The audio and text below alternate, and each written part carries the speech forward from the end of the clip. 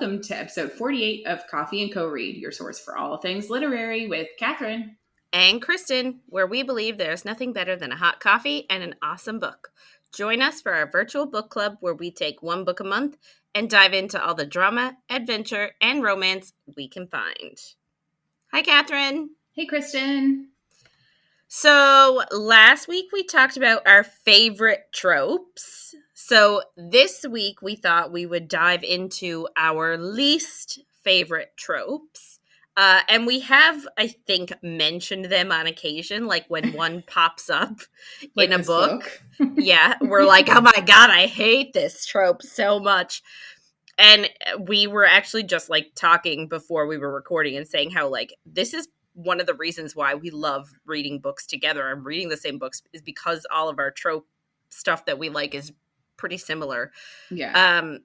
So a lot of the stuff that we've decided are our least favorite tropes, even though you've chosen some, they are also mine. Yeah. Like, and vice versa. So a lot of our stuff is going to be the same anyway. But what are some of your most hated / least favorite tropes?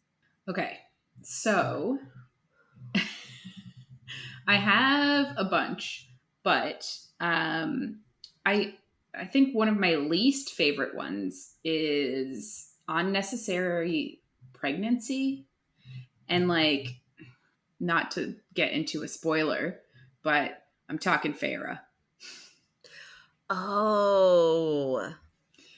I hate when I don't know, like, especially, so it kind of ties in with a different trope that I don't love. It's the bajillion-year-old male and the 12-year-old girl. Obviously not 12, but you know what I mean. Like, immortal guy that's been alive for hundreds, thousands of years in love with a 17, 18-year-old. Yeah. And they're like the best they've ever had. Best sex, best everything.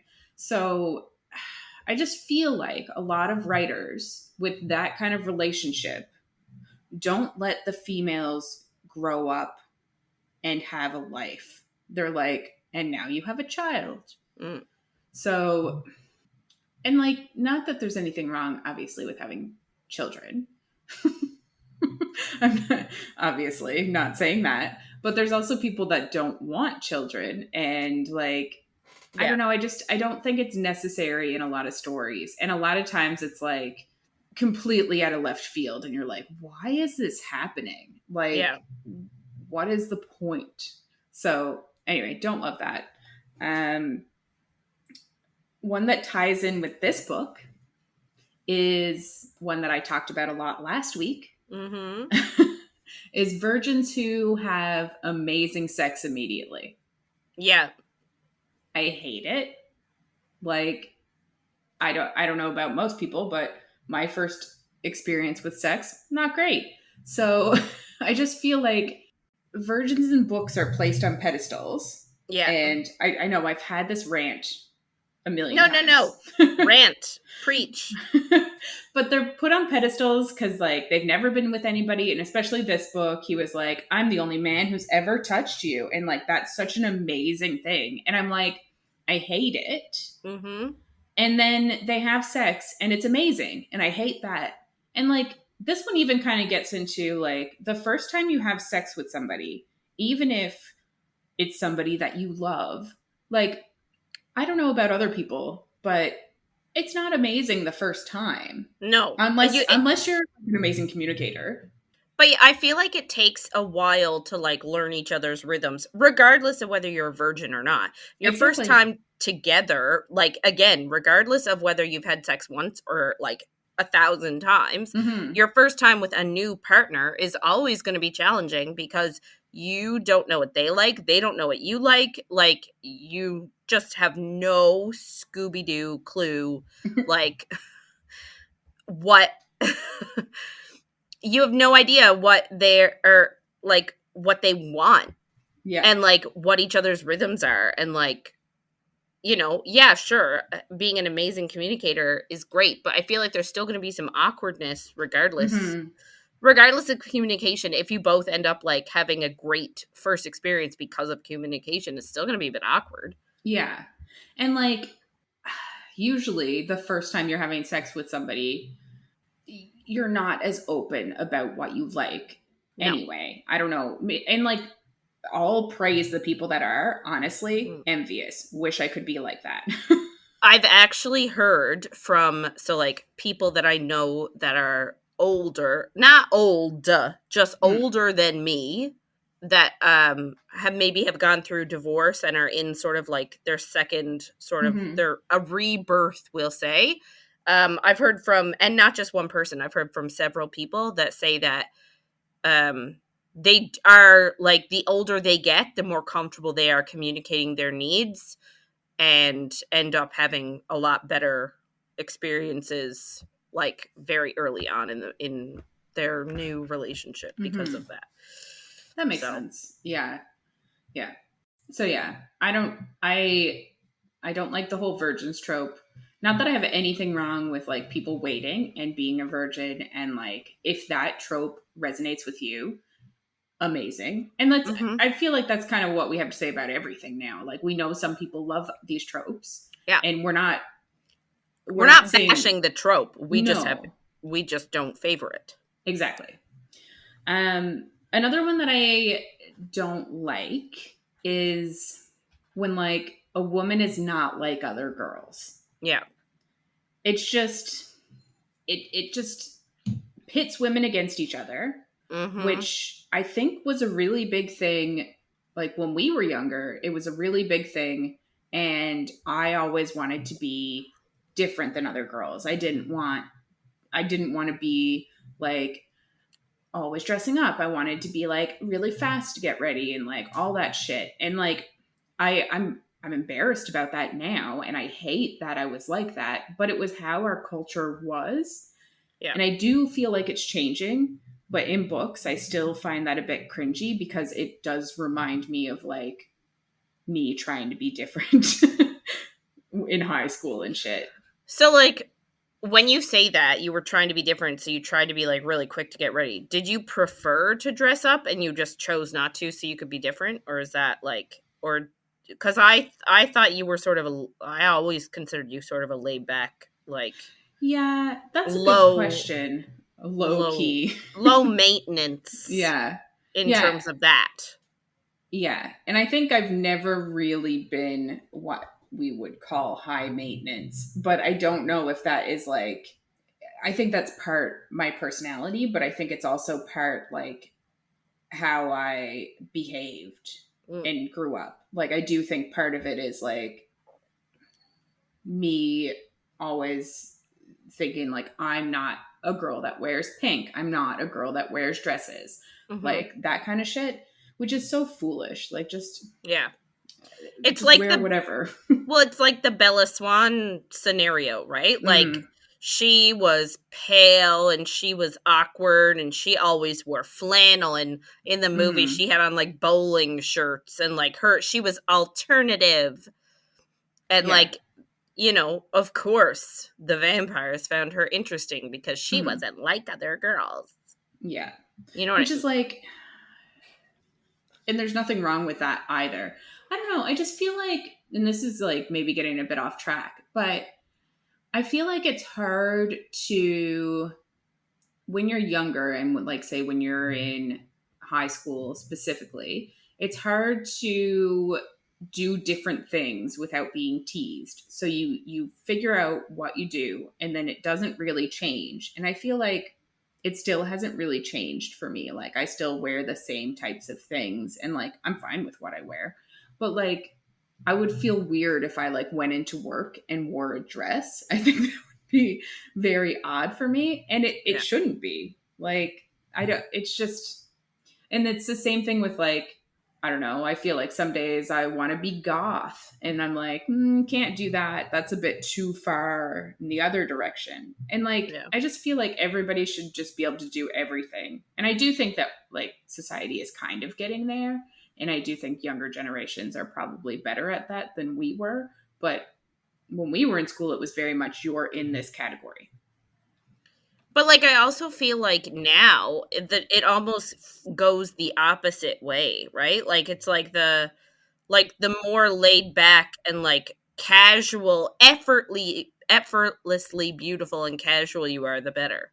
You know what I mean? Like I almost feel like it's swinging the other way. When we were in school, it was, oh, you've got your makeup done, you're all dolled up, like going to school like that, and that was the thing. Now it almost feels like the opposite. And like literally girls are going to school wearing like designer sweatpants. Yeah. Right? To be like effortless, but like they're definitely not effortless. Like it's definitely taking them ages to look effortless, but like it's like the slouchy casual is what's in. I feel like that's always been the case for guys, is like the like messy hair that looks like you just rolled out of bed but takes like half an hour to style has always been. Remember in the 2000s with the spikes and the gel? Yes, true. Although I was always a hat guy. You a hat girl guy. You like guys in hats. Yeah. That's a trope I like. Hat guy girl. Hat guy girl. Hat guy girl. Yeah. Anyway, I guess maybe I can't say that it's getting better or anything. I don't know. I just feel like people in the younger generation are more accepting of differences. So that makes me happy for their experiences. Anyway, on to my next one. Women either losing or sacrificing all of their power for like the greater good or for like a man. Ooh, don't. I don't love that. Like, why can't we just have powerful women that stay powerful and can still, and I mean this in a magical sort of way, like when they have magic powers and they give away all of that. And I'm sort of surprised because one of your, I know, like one of the series that you like the most, I'm not going to name it, actually does end this way. I know. And I do actually hate that about it. Like there's still, it's like not all of the power is gone, but it's like most of it. Why couldn't she keep it? Yeah. Like, would a man have given up all of his power? Doubt it. No, he would have found a way to keep it. Exactly. That's the thing. Yeah. And everyone would have been like, oh, so smart. Yeah.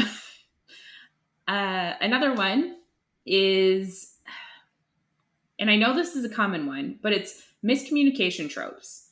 And like, I understand a lot of times it's obviously plot driven, but, and sometimes I find it okay. Like if somebody meets somebody and then there's some miscommunication and they don't know each other well, perfectly fine.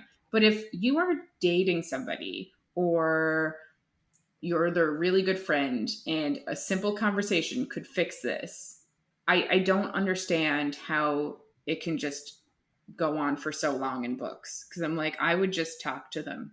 Yeah. And one that I added this week. And I have read other books like it, but it's like the bet trope. It just diminishes women as people and makes them into objects, and I fucking hate that. Like I get that a lot of times it turns out that they actually fall in love with her, but like the making a bet in the first place is just pisses me off so much, because in a lot of books it's like, oh, getting her to lose her virginity to you, and I'm like, that is disgusting. Yeah, so that is mine. Kristen, what are some of yours that I didn't already say?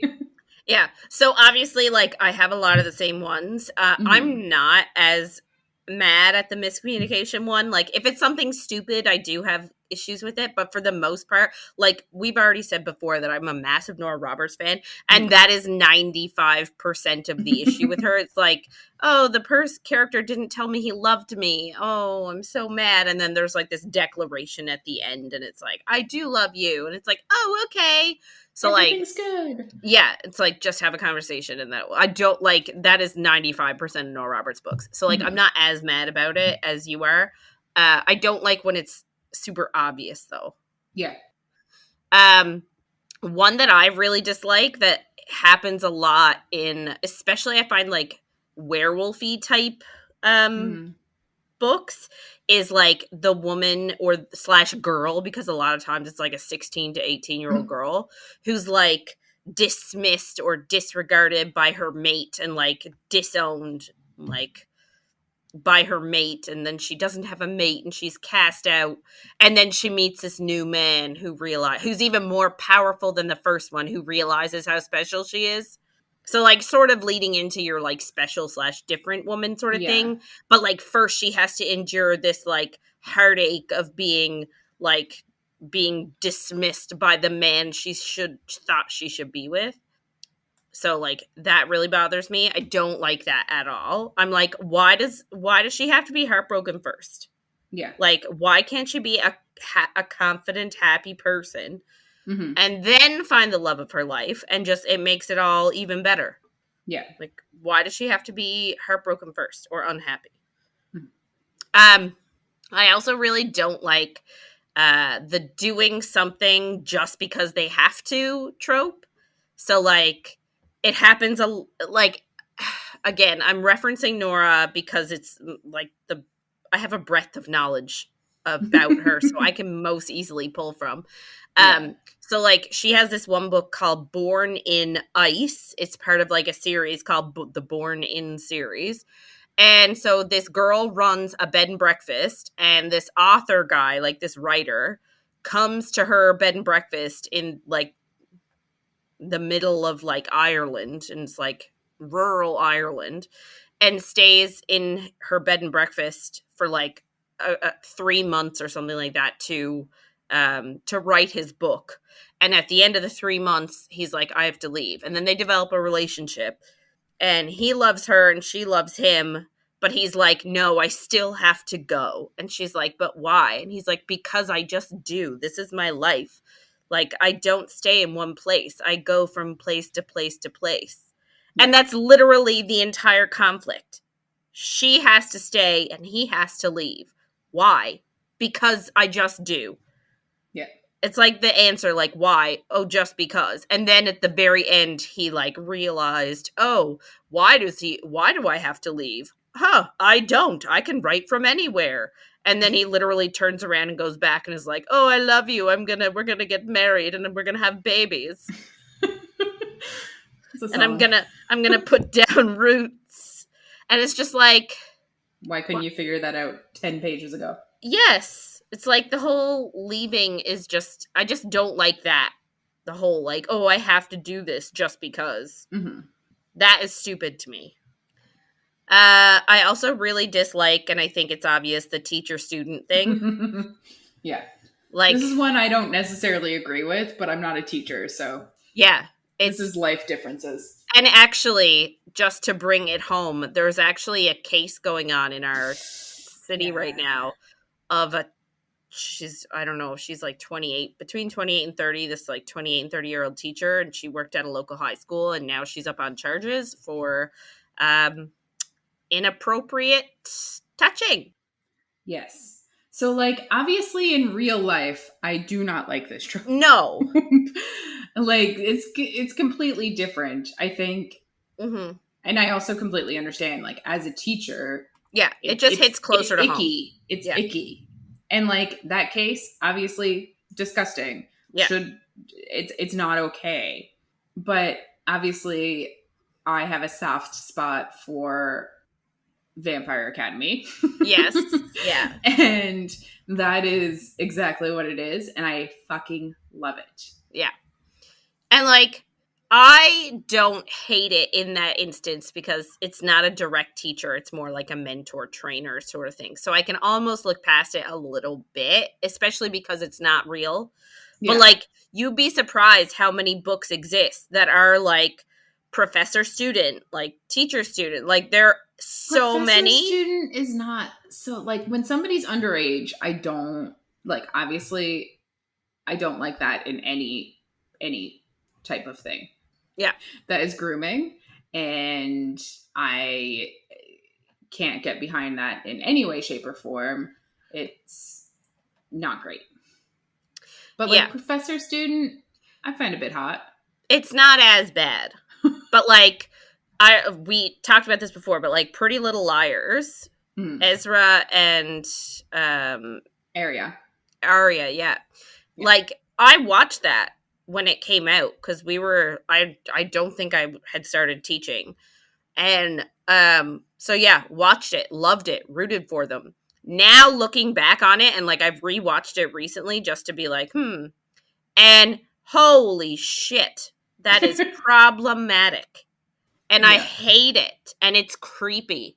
So like, it's just not something I can get behind just because of like, it just hits like a nerve closer to home. Anyway. Yeah. But the thing too is like going into a high school now as a woman in my 30s, all the high schools I've been in, which is 0. But I've seen children and they fucking look like children. Yeah. Like, I can't get past the fact that they are children. Yeah, and they act like children. Yes. I also really dislike the whole teenagers, like, not that I dislike reading stuff about teenagers, and not even like teenagers in dystopian worlds and stuff like that, and like have to save the world. Fine. I like Harry Potter.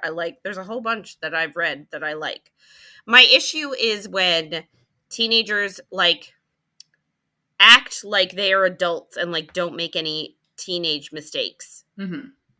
Like, if you are a teenager, like, I'm sorry, Six of Crows, there's no fucking way that Kaz can come up with all that shit and not make a mistake due to emotional whatever at the age of 16. I just don't believe it. Especially given all of his traumas. I just don't believe it could happen. So, like, that sort of bothers me. Yeah.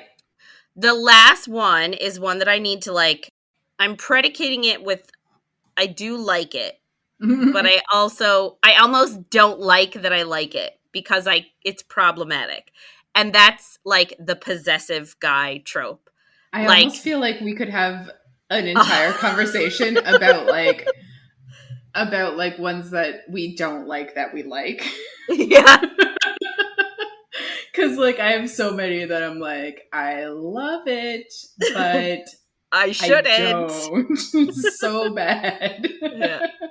Yeah. So, yeah, for me, that's like a possessive trope because secretly I'm like, oh my God. But then on the other hand, I'm like, oh my God. Right? Yeah. Like, and usually it's the man that is being possessive towards the girl. And, of course. Right? Like, when I read any of like the weird werewolfy stuff that I sometimes pick up, and the guy's like, you're my mate, and then he kidnaps her, and he's like, if anybody looks at you, they're dead.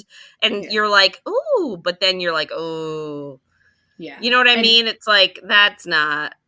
I love it. I know, but if somebody actually tried to do that in real life, I would cut their dick off. Yeah. So, like, I like it. But I also don't like that I like it, which is why I'm talking about it today. Because I know it's problematic, but a part of me just like goes pitter-patter as soon as I read it. Yeah. I get that. Anyway. So yeah, that's it, I think, for least favorite tropes today. So we're going to get into it. Just a heads up, we are not a spoiler-free zone. And things could get a little bit saucy. Yeah. It's actually our last week with this book. So we are doing chapters 20 to 26. Last week, there was a ton of sex for our virgin girl, and no Hades, STI, no UTI in sight. Also no STIs. That we know of. Yeah. No unnecessary pregnancy that we know of. Yep. Um, and Hades got a little kiss on his dick, which was something. Persephone feels life and her magic, but doesn't know what it is, and we get nothing else about it last week. And Persephone now is going to write her article about Hades, even though he fucking hates it, which is just wild. I don't know. This is just a weird thing. That whole, like, why would you write an article about him? I know. I don't know. I feel like, so they're like together, but I almost feel like she still doesn't respect him. Yeah, I agree with that. Like, she wouldn't want anybody writing articles about her. Nope. And, like, they start to do it, and she's annoyed. And I'm like, but you're worse. 100% worse. Yeah. Anyway, so this week, Persephone has just asked Hades to interview some of the souls that she knows that had lost against Hades' wager. And Hades is like, sure, like, I got nothing to hide. So he walks Persephone out and calls out to Thanatos, and he appears, and he's also a god. Hades asks Thanatos to take Persephone to see the list of souls that she has, and Hades tells Persephone that he'll see her later if she wants to. Very accommodating of him. I know. I'd be like, go fuck yourself. Mm-hmm. Yeah. Persephone and Thanatos talk, and Thanatos is the one who, like, reaps souls. So he sees mortals often, and usually it's obviously in their worst moments, like as they're dying, basically.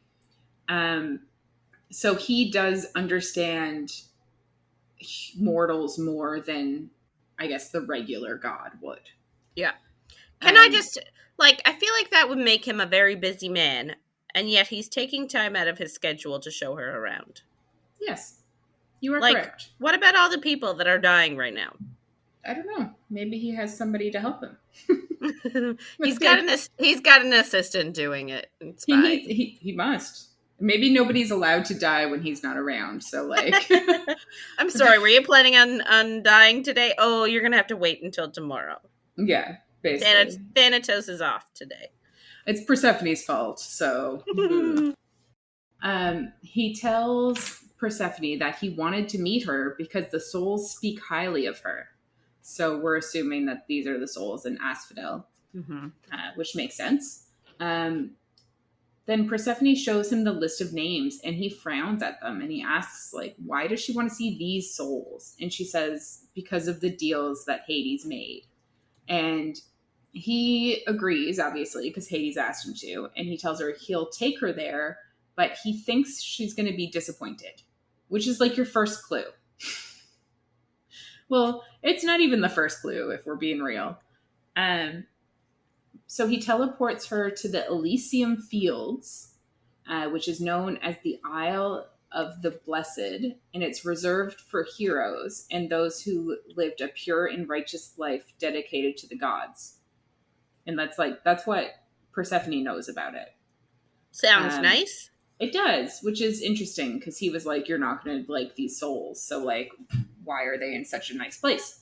Yeah. Thanatos tells her it's a paradise, and, like, anybody, so I guess in our world it would be like anybody that was going in our world, I don't know, that's not the right thing to say, but in Christianity, anybody that's going to hell is going there to suffer. Whereas here, anybody that is bad in life goes to the Elysium Fields to heal in peace and solitude. I don't think that's accurate. I think it's different. I think because her big issue is that Hades is taking the people that are like struggling with addictions and stuff like that and giving them deals and bargains and trying to get them to overcome their addiction by making them a deal. I think the people who are genuinely bad go to Tartarus. True. And are tortured. Yes. So I think these are the people that are like pained and tortured and suffering in a that way. Yeah, that makes more sense. I didn't actually really think about that. That makes sense. So that's kind of actually like comforting in real life to think of, like, if you're a troubled person but not actually evil, Yeah. you would go to a place where you can heal. Yeah. Yeah. So anyway, Persephone's there and she says that she can feel the healing there. So Thanatos tells her that Hades sends all the souls that he bargains with here. And Persephone kind of assumes it's because he feels guilty. But Thanatos tells her that he isn't the one who caused them to die. Like, which we all kind of know, but Persephone really isn't listening to the things that she's heard. Because, like, we know that Hades is making these deals with people that are troubled to try to help them, because he can see, like, that they're either going to die soon because of their addictions or like something like that. Like, we've already gotten this, but she really doesn't want to believe that. So Hades' bargains are with the Fates, which we've already kind of gotten into. So he can look into their souls and when they would die, and see when they would die. And he makes a deal with the Fates sometimes, and they will sometimes weave in new futures for them, and sometimes like they'll cut the thread. And I kind of find this whole thing a bit depressing because it's like the whole concept of having no say in your life at all, which I do understand is like part of the Fates in general. But I just find it a bit sad to think that you don't have any choice in where you're going. So like, I don't really understand. So like, and I know I've actually read it, but like I forget. So Hades bargains with the Fates. Like, so somebody will come to him and ask for a deal, and he'll say bargain with the Fates, not and say. Well, he bargains with the person, and then I guess he has to go to the Fates and say, if this person does this, then they shouldn't die the way that they're supposed to right now. Because like he can't decide that no, they're not going to do the same thing, even if they change things. The Fates kind of have to do that. And I don't know if it's an actual bargain with the Fates or if it's like he is put in their path and makes a change, therefore the Fates have to change their future. So like there is, I don't know, there's obviously things change all the time with these Fates, but just the thought of somebody weaving your future is a no-go for me personally. But obviously that's what happens in this world. Completely makes sense. Yeah. Persephone kind of realizes that she didn't listen to Hades at all when he said that the Fates like are the ones that determine what happens, which is what I've been saying for the last 4 weeks. Yeah. She still thinks that he could be helping better, but again, I think we said this 2 weeks ago or something. I don't think forcing people into rehab will make the Fates change what they're doing. Like, you can't force somebody to change. It's not reasonable. Yeah,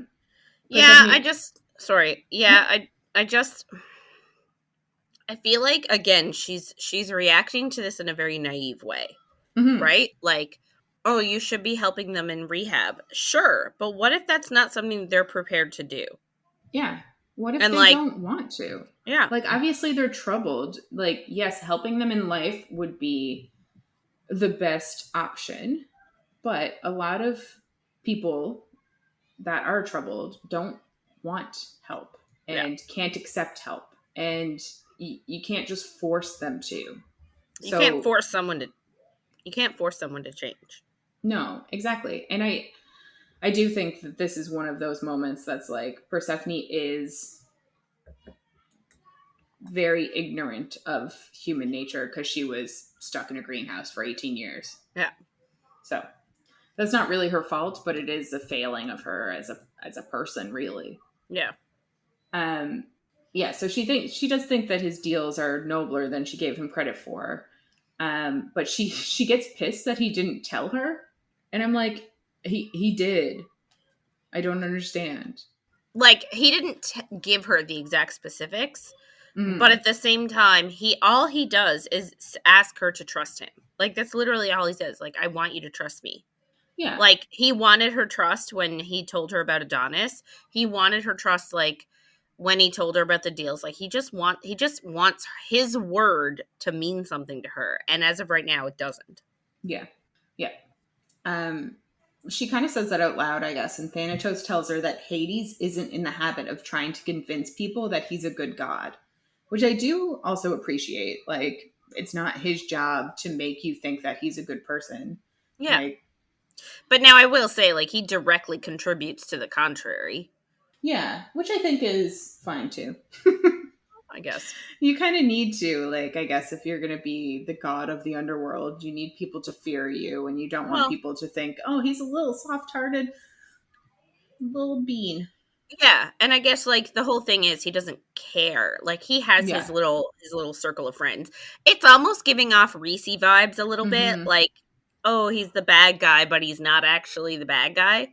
Yeah. Right? Yeah. And he's got his little inner circle of friends, and as long as they know he's a good person, nothing else matters. Yeah. Which, speaking of tropes that I dislike, I kind of hate when a villain goes from, like, actually being a villain to being, like, this soft little guy once you get to know him, and he's so kind. And I'm like, I would prefer if he was still a piece of shit, please. I don't know how that would work in a lot of books, and I know it's super problematic, obviously, but it's just my feelings. Anyway, so finally Persephone starts to kind of think what she should have probably thought immediately. Like, why is she in a deal with him? Like, what was her fate going to be if he didn't make this deal? And I think that is, like, the main question that she just forgets all the time. Yeah. And, like, she doesn't even ask. And I'm like, you are a dumbass. We get a bit more about the souls in this paradise. Apparently, they've all forgotten their memories from being in the upper world. Yeah. And, like, once they've healed, they end up reincarnating and end up back in the world for, I guess, a second chance. There's something I don't really get about this moment. So, like, when they enter Elysium, they all have to drink from the river Lethe, whatever it's called. Mm-hmm. And they forget all of their memories, and then they go to Elysium to heal. But, like, maybe it's this whole nature versus nurture thing that I'm having an issue with. But, like, in my mind, if you're a tortured soul, if you are pained, if you are gone through, like, issues, a lot of that is based in, like, addictions and trauma. Yeah. But, like, if you drink and forget all your memories, would you not then forget your trauma and be okay? Like, how are you going to heal from a trauma you don't remember?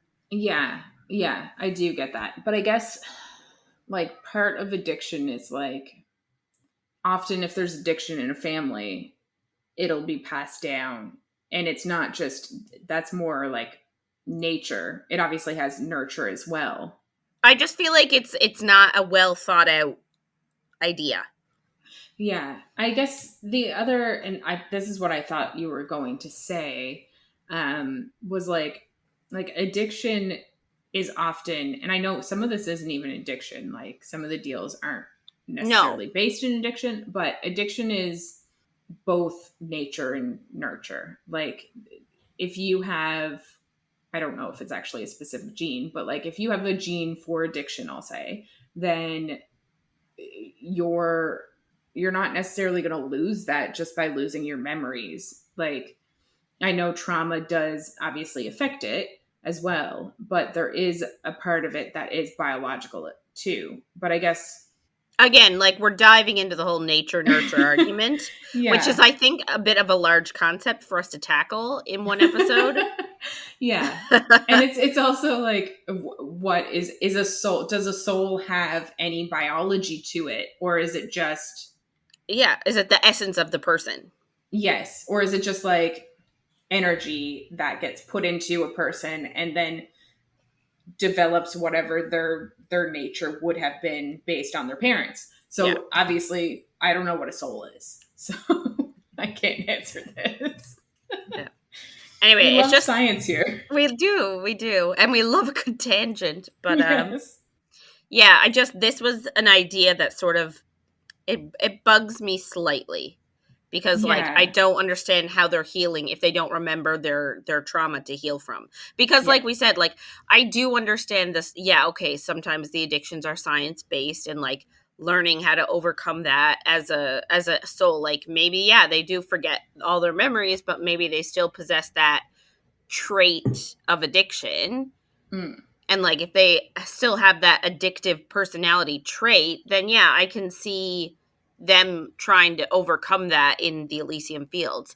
However, a lot of people have traumatic backgrounds and end up in bad situations due to those traumatic backgrounds. And I just feel like so many problems stem from trauma-based stuff, especially as children. Yeah. And so like, and that's why a lot of people end up in really bad situations. And I just find that like, if you forget all those memories, then like the trauma is gone, is it not? Yeah. And I guess the other part of it is like, if part of the reason that you had the addictive personality is because of your nature, then you can't really heal from that. Like you can't just change that through healing. Like No. obviously people overcome things and they like heal from their trauma and then can live with addiction, but it doesn't just go away because you healed the trauma either in real life.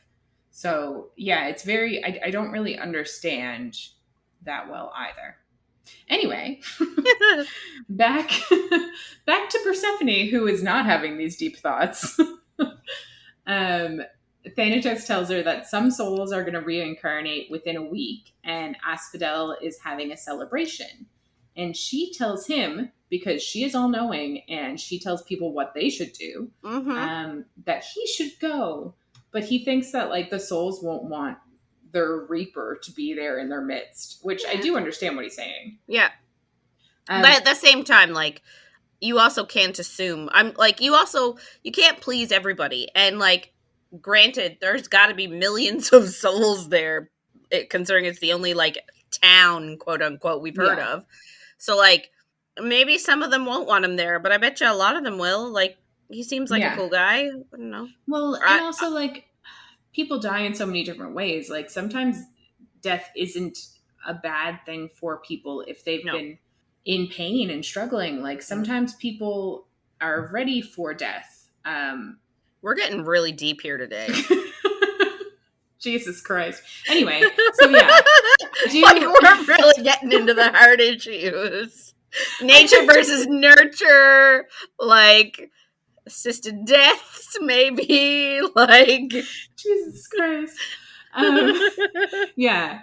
So I do agree with Persephone here. She does tell him like he doesn't know unless he like asks people if they want him around. And I do agree with her, but I also am like, would they say, like, if the Grim Reaper came to you and said, "Hey, can I hang out with you?" Would you be like, no, you jackass, get away from me? Yeah. You'd be like, yeah, sure. Yeah. Right? Exactly. Anyway, so she also says that they should all go, and he's like I can't make Hades go, but like I'll try it out, see if people hate me. Like, cool. Yeah, nice. She asks Thanatos why Hades feels like he doesn't deserve to be celebrated, and he tells her that Hades has regrets, that he wasn't always like as generous as he is now. And obviously we can think about the river Styx and the people in there. I'm sure that's part of it. like, I guess he wasn't always a good guy, which isn't surprising. Well, I mean, like, we've read the mythology. We know he's made some mistakes, right? Like, exactly. But in fairness, he's not the worst out of all of them.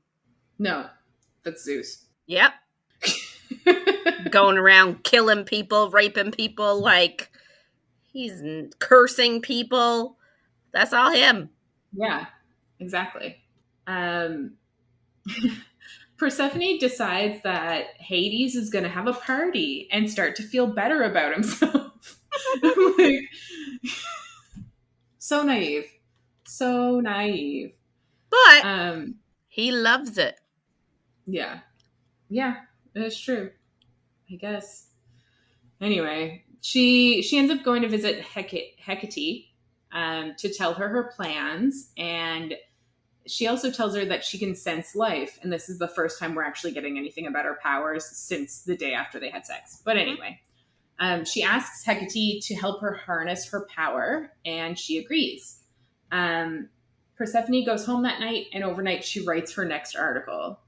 And I'm like, she doesn't need an editor or to reread her draft. Like what is happening? Yeah. An underwriter, a fact checker, like exactly. All of these jobs exist in journalism for a reason, people. Mm-hmm. Persephone does decide to write about, oh Jesus, the Halcyon Project. That's what we're going with. I don't even know if it's the same word I said last week, but all good. And the gala, which I think we said it last week. I think it's smart. I think everybody probably wants to know her opinion on it all because she's the girl that it was made after. So I am glad that she wrote about that. Mm-hmm. She does start her article with an apology saying Hades' contracts are more complicated than she realized and his motives are more pure than she originally said. And if I were him, I'd be pissed that she did that. Like, he obviously doesn't want people thinking he's a good guy. He probably doesn't want more people coming to him for deals. So, like, this is none of her business. I don't know why she's even bringing this up. Like, an apology and being like, he's helping in a good way now, sure. But saying that his deals are good is not necessarily smart. She does still say, obviously, that she thinks that he should help better. But if these people's fates are already woven, then maybe deals are the only way he really can help. Like, I don't know enough or understand enough myself to know if she makes any sense or not here. But also, like, and I will say, I do think we get more into it in the next book, actually. Like, she's focusing on Hades, but, like, she's already dove? Sure. She's already dived? Divin? She's already, like... done a deep dive. Yes, she's already done a deep dive into Hades. Mm-hmm. So, like, why is she focusing on him? Other than the fact that she's close to him physically and personally. Like, she already knows the other gods are also pieces of shit. So why is she focusing on Hades being a piece of shit and not any of the other gods also being pieces of shit? Yeah. But, like, she's almost picking on Hades, which is unfortunate because they're sleeping together, and you would think you wouldn't want to pick on / bully the one that you're sleeping with. Yeah. Yeah, it's something. She also praises him for listening and, like, changing how he does things, which I do think is good. Like, I'll take that. Yeah. She thinks that she wants to ask him about her bargain, which, like, obviously, this is the first thing I would have done. I wouldn't have written a fucking article. I would have gone to him and been like, what did you see that you thought needed changing? Why did you do a bargain with me? Like, what the fuck? But when he came back, she was distracted by sex, and she starts to think that, like, she needs this bargain ended before her and Hades can have anything more. But I also think that that is so short-sighted because she needs to know why there's a bargain in the first place. Like, clearly something bad was going to happen to her. I don't understand why she's not putting these pieces together.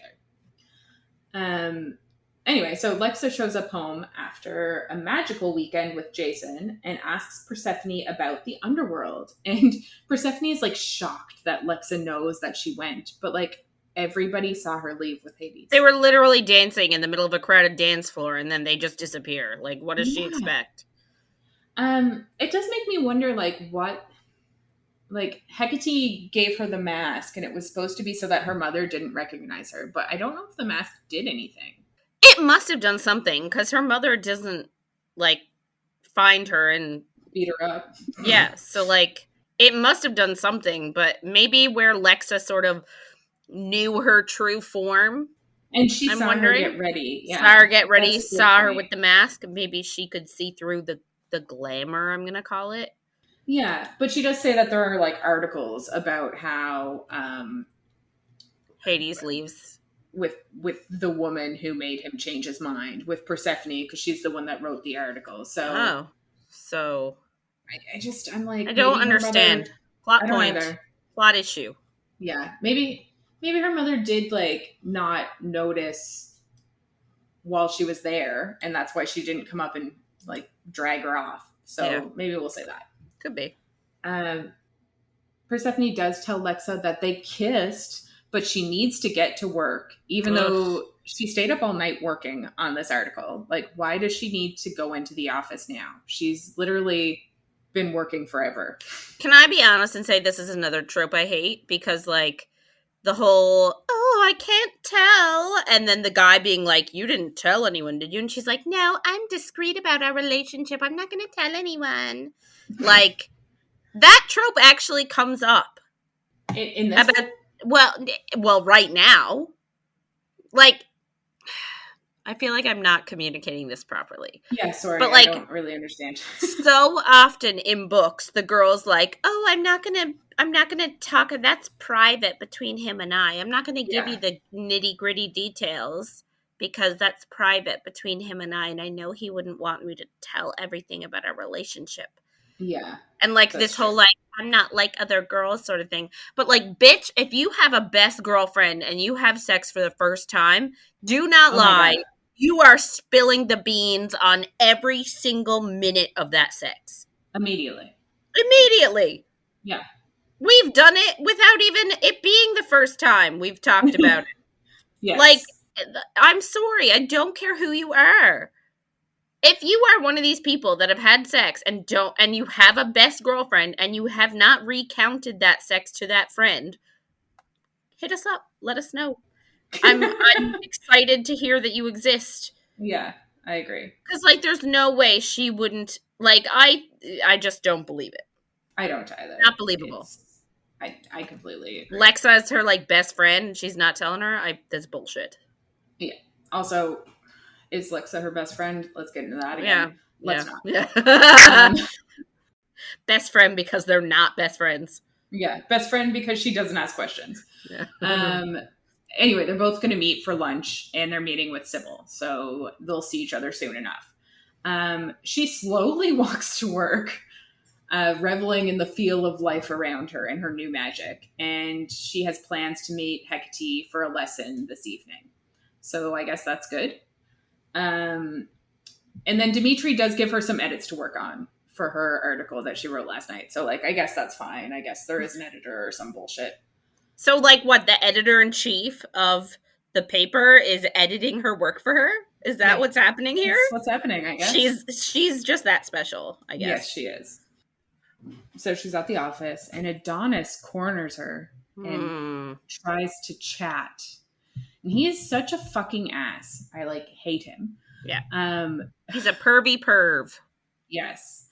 Like, I'm not even really surprised about this because some people are like this in real life. Like, they'll literally sexually assault you and then just act like nothing happened the next time they see you. Like, I know this is a thing people do, but I fucking hate him. She tells him she'll be professional, but she doesn't want to have small talk with him anymore. And, Like, which is honestly bigger than I would have been like, get the fuck away from me, never come near me, don't talk to me again. Exactly. And like her actually being like, this is my boundary, respect it. Obviously he doesn't, but I completely appreciate that she is able to put this boundary up. Obviously, yeah, he ignores it by telling her he was drunk and barely touched her. And then he asks if she's sleeping with Hades. None of his fucking business. That's not even small talk.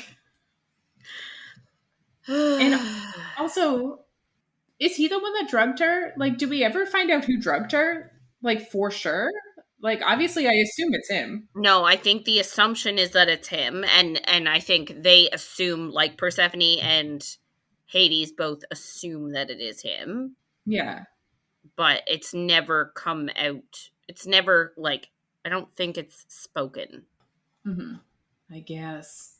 Yeah, so she deals with him because this was her whole thing. She wanted to be the one to deal with him. She didn't want to, like, get Hades to deal with him, which I just think is dumb.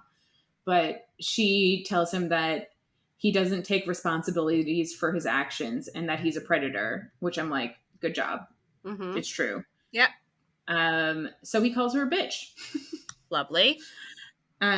Demeter hears at least some of that and calls Adonis into his office. And 10 minutes later, Adonis is escorted out by security and calls Persephone a snitch. But Demeter tells him that he told on himself. Which, this whole thing bothers me. Yes. I don't think it would actually happen. Obviously, no. It's the right thing to happen. Like, if you overhear a coworker saying that they assaulted a coworker, you want the one that assaulted them to immediately be fired. But they're not. Like, that doesn't happen. And for as little as Persephone and Hades and I'm assuming Lexa care about her being drugged, then why is this so, like, not why is this a big deal? Obviously, I know it's a big deal, but you wouldn't think that he would get fired over it because he's a man. It seems so idyllic for me. Like, so her internship is like, she can do whatever she wants. She can write, she can edit, she can get coffee, whatever she wants to do, she can do. Demeter is like, you're my golden goose now. Like, you can write, like, you're going to keep writing about Hades and life is going to be awesome. And like, I'm going to edit your stories for you. And, oh, this guy's being mean to you. And I've had him on my payroll for a couple of years or whatever. And he's actually an employee here. But yeah, I'm going to choose you over him, even though you're just an intern. Not that I think that that's like, I'm not saying that because he was a jackass and assaulted her, but because he's an employee and she's an intern. I don't think he should get to keep his job. That's not what I'm saying. No. But I'm just saying that there is no way in hell this is how life works. And like, as unfortunate as it is, this, like, makes it feel too perfect for me. Yeah, I completely agree. And I just don't, it just doesn't seem realistic. And that just says shitty things about our world. Yeah. I wish that I didn't find this jarring, but I do. Yeah, completely agree. So Demeter calls Persephone into his office now, and she explains everything about Adonis stealing her article. He asks why she didn't tell him and asks her to tell him in the future because her job satisfaction is so important. And not true. I know. I'm like, this is an internship. Like, her job satisfaction shouldn't fucking matter. She's just an intern. He's the fucking editor-in-chief of a newspaper. And it's like, oh, I really care about you, intern. No way in hell is a editor-in-chief caring about the job satisfaction of an intern. We're lucky. I'm sorry. He's lucky. She doesn't even, like, if he knows her name, she's lucky. Yeah, exactly. That's the way it is in real life. Yeah, and that we're not saying that is good, but we're just saying that's the way the world works. Yeah. Anyway, Demeter, of course, also tells her she doesn't need to keep writing about Hades if she doesn't want to. And because she's again, shocked. Most laid back, idyllic, perfect internship on the face of the planet. Exactly. And she's shocked, obviously. She's like, what about the readers? Jesus Christ. Anyway, he tells her that there's always something new in the news, and she says that she wants to continue for now because she wants to do Hades justice, which I don't think is a bad thing because she was a piece of shit to Hades. But it's just too unreasonable and unbelievable for me, this whole thing. She goes back to her desk and she's still a bit shaken by what happened with Adonis and like his rage, and she knows that he'll be back. Baby. Right? A random girl comes up to her and shows her a gossip magazine later that day when she's like on campus, and it's a picture of Hades on the front. And that in itself is kind of insane because he doesn't let people photograph him. So the fact that he's on a magazine is weird. But then there's an article and it's all about how Hades fell for a mortal and changed his ways. And there's a picture of Persephone in it, and it's her headshot from the New Athens News. And the girl asks if she's dating Lord Hades. And I'm like, who is this random? Like, leave her alone. But like, you know that the exact same thing would happen. Like, if you saw somebody like in your class at university who was like on the cover of a news, maybe you wouldn't, but so many people would go up to him and be like, oh my God, like you're on a picture, you're on the cover with like, I don't know, Prime Minister Trudeau or something like that. Like, I don't know. Yeah.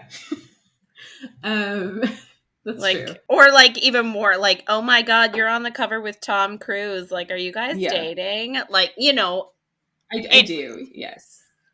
Maybe we wouldn't, because we would be like, oh my God, that's so fucking awkward. But like a lot of people would do it. It's true. I don't think I would entertain it. I'd be like, please leave me alone. Persephone thinks about it, and I'm like, is she just gonna spill her guts to this random stranger?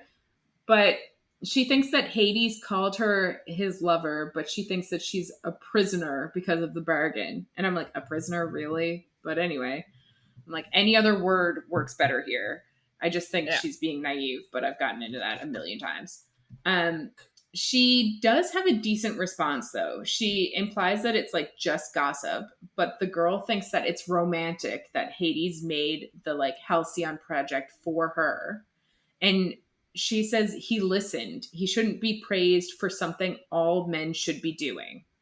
I'm like, true. Yes, 100%. I know, that's like that whole debate of like men babysitting their own children. And it's like, no, they're not babysitting. They are caring for their own children, which they helped create. Like, they're parenting. They're a parent. Yeah. They're not a fucking babysitter.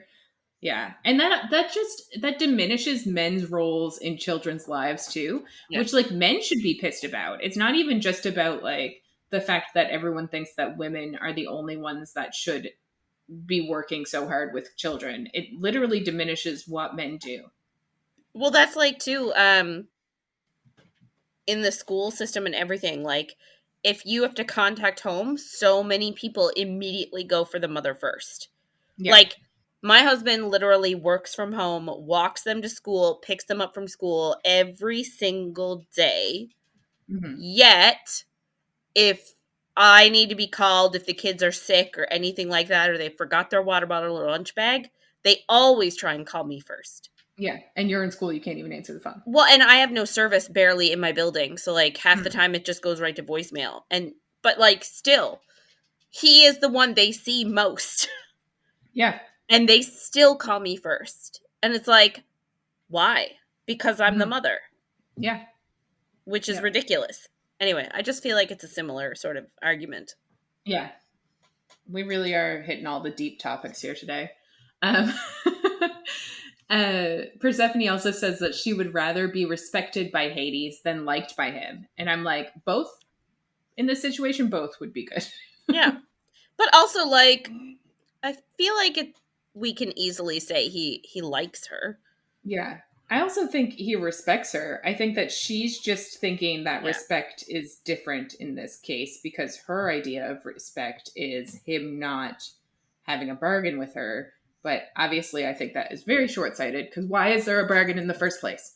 Um, anyway, uh, she thinks to herself that she'll know that Hades respects her when he takes the mark off her skin. And again, she needs to be asking different questions. Like, why did he do it in the first place? Yeah. She's learning nothing about the assumptions that she's made in the past. Anyway, whatever. On her walk across campus, Hades shows up and snatches her, and they make out in the garden. And she wants to ask him about the contract, but she's distracted again by him asking like if she's okay, and she says, "Yep." And asks why he kidnapped her, basically, but she doesn't think he kidnapped her, but he kind of did. And he's there to say goodbye, and he's going to Olympia for counsel. And she's kind of interested in how her mother will act towards him because she's in the paper with him, basically. So maybe is this the reason we have as to why the mother has not like approached Persephone? Like, is this what we're going with here? Is it? I have no idea. Like, didn't they have a standing lunch every Monday? But she's like, I haven't, like, we haven't heard about the mother for weeks. Like, Yeah. where is the mother? Like, I'd be worried about that if I were her. What she's up to? Yeah. It just seems weird.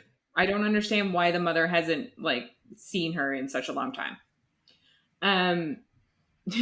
Hades notices the magazine that she just stole from the stranger. And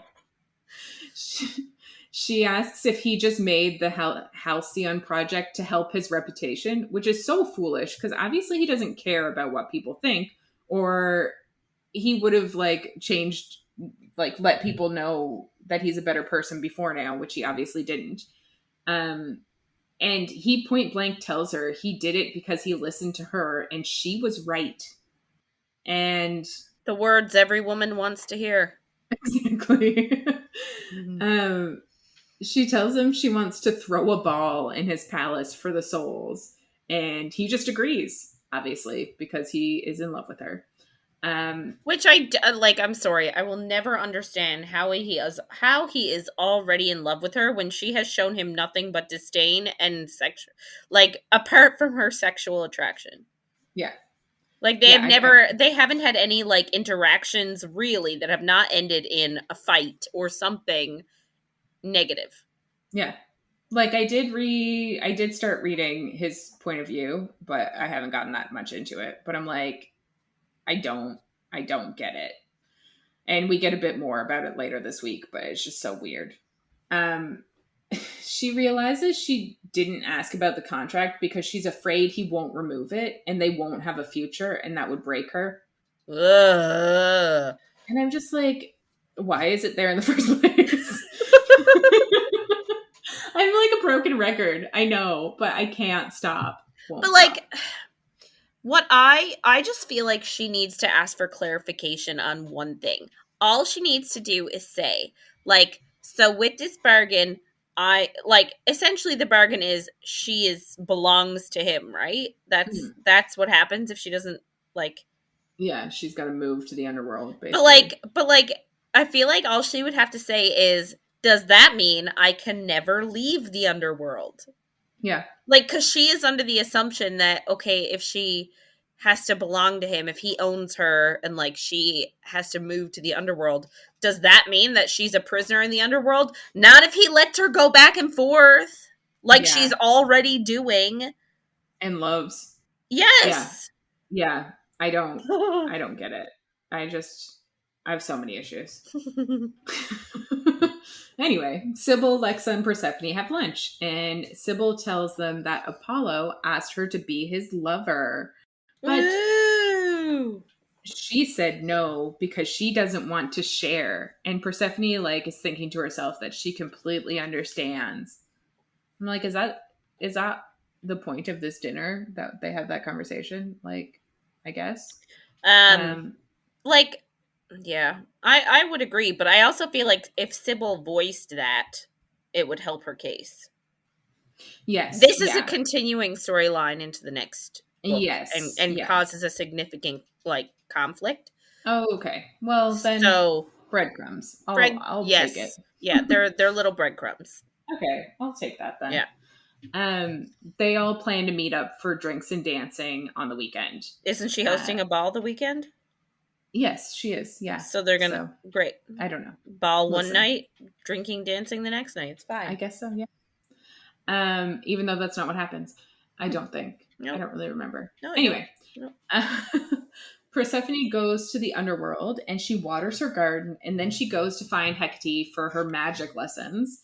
And Persephone shows up at her cottage, and Hecate is sitting cross-legged on the ground, and her eyes are closed, and there's a black candle in front of her, and she's unresponsive. And Persephone fucking blows the candle out. And I'm like, dumbass. What the fuck is she doing? She has no idea what's happening. You can't just blow a candle out. That is insane. So anyway, I guess that breaks the connection, and Hecate opens her eyes, and her eyes are black, and then they clear, and she recognizes Persephone. And I'm like, you can't just do that. But she does. Persephone does whatever the fuck she wants. Mm-hmm. Persephone asks what she was doing, and Hecate says that she was cursing a mortal, which like seems pretty intense. And Persephone doesn't give a fuck about that, but Hades is a monster for giving bargains. I'm like, okay, fine, whatever. Persephone sits on the grass floor of the house, and her touch no longer kills plants.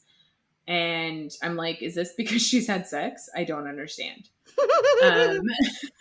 It's like, oh, that's all she needed all along, was just not be a virgin. Right? It's so confusing. But anyway, Hecate tries to guide her through a meditation to teach her to call to her magic. And of course she struggles with it. Like, obviously learning this new skill is going to take time. Hecate asks about Hades, and Persephone is a bit embarrassed and worried that like it being sex shouldn't have happened because of the contract. And she's worried about her mother realizing that she isn't a virgin still. Yeah. Which is just awkward. Hecate tells her that like her complex feelings about everything is creating a darkness inside of her.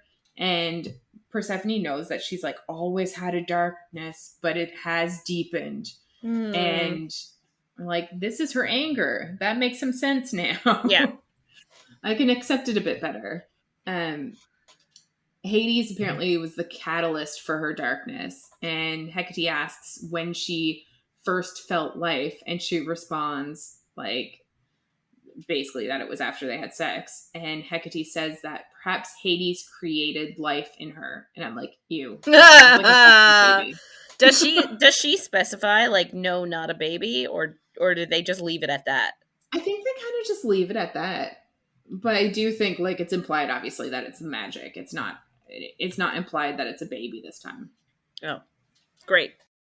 So maybe he put a baby in her. And maybe he did. Because Hecate did say that at one point, didn't she? I think it was before now. She was you could get pregnant, yeah. Yeah. And then she was like, it would have to be by Hades because he would fucking murder you if it was anybody else.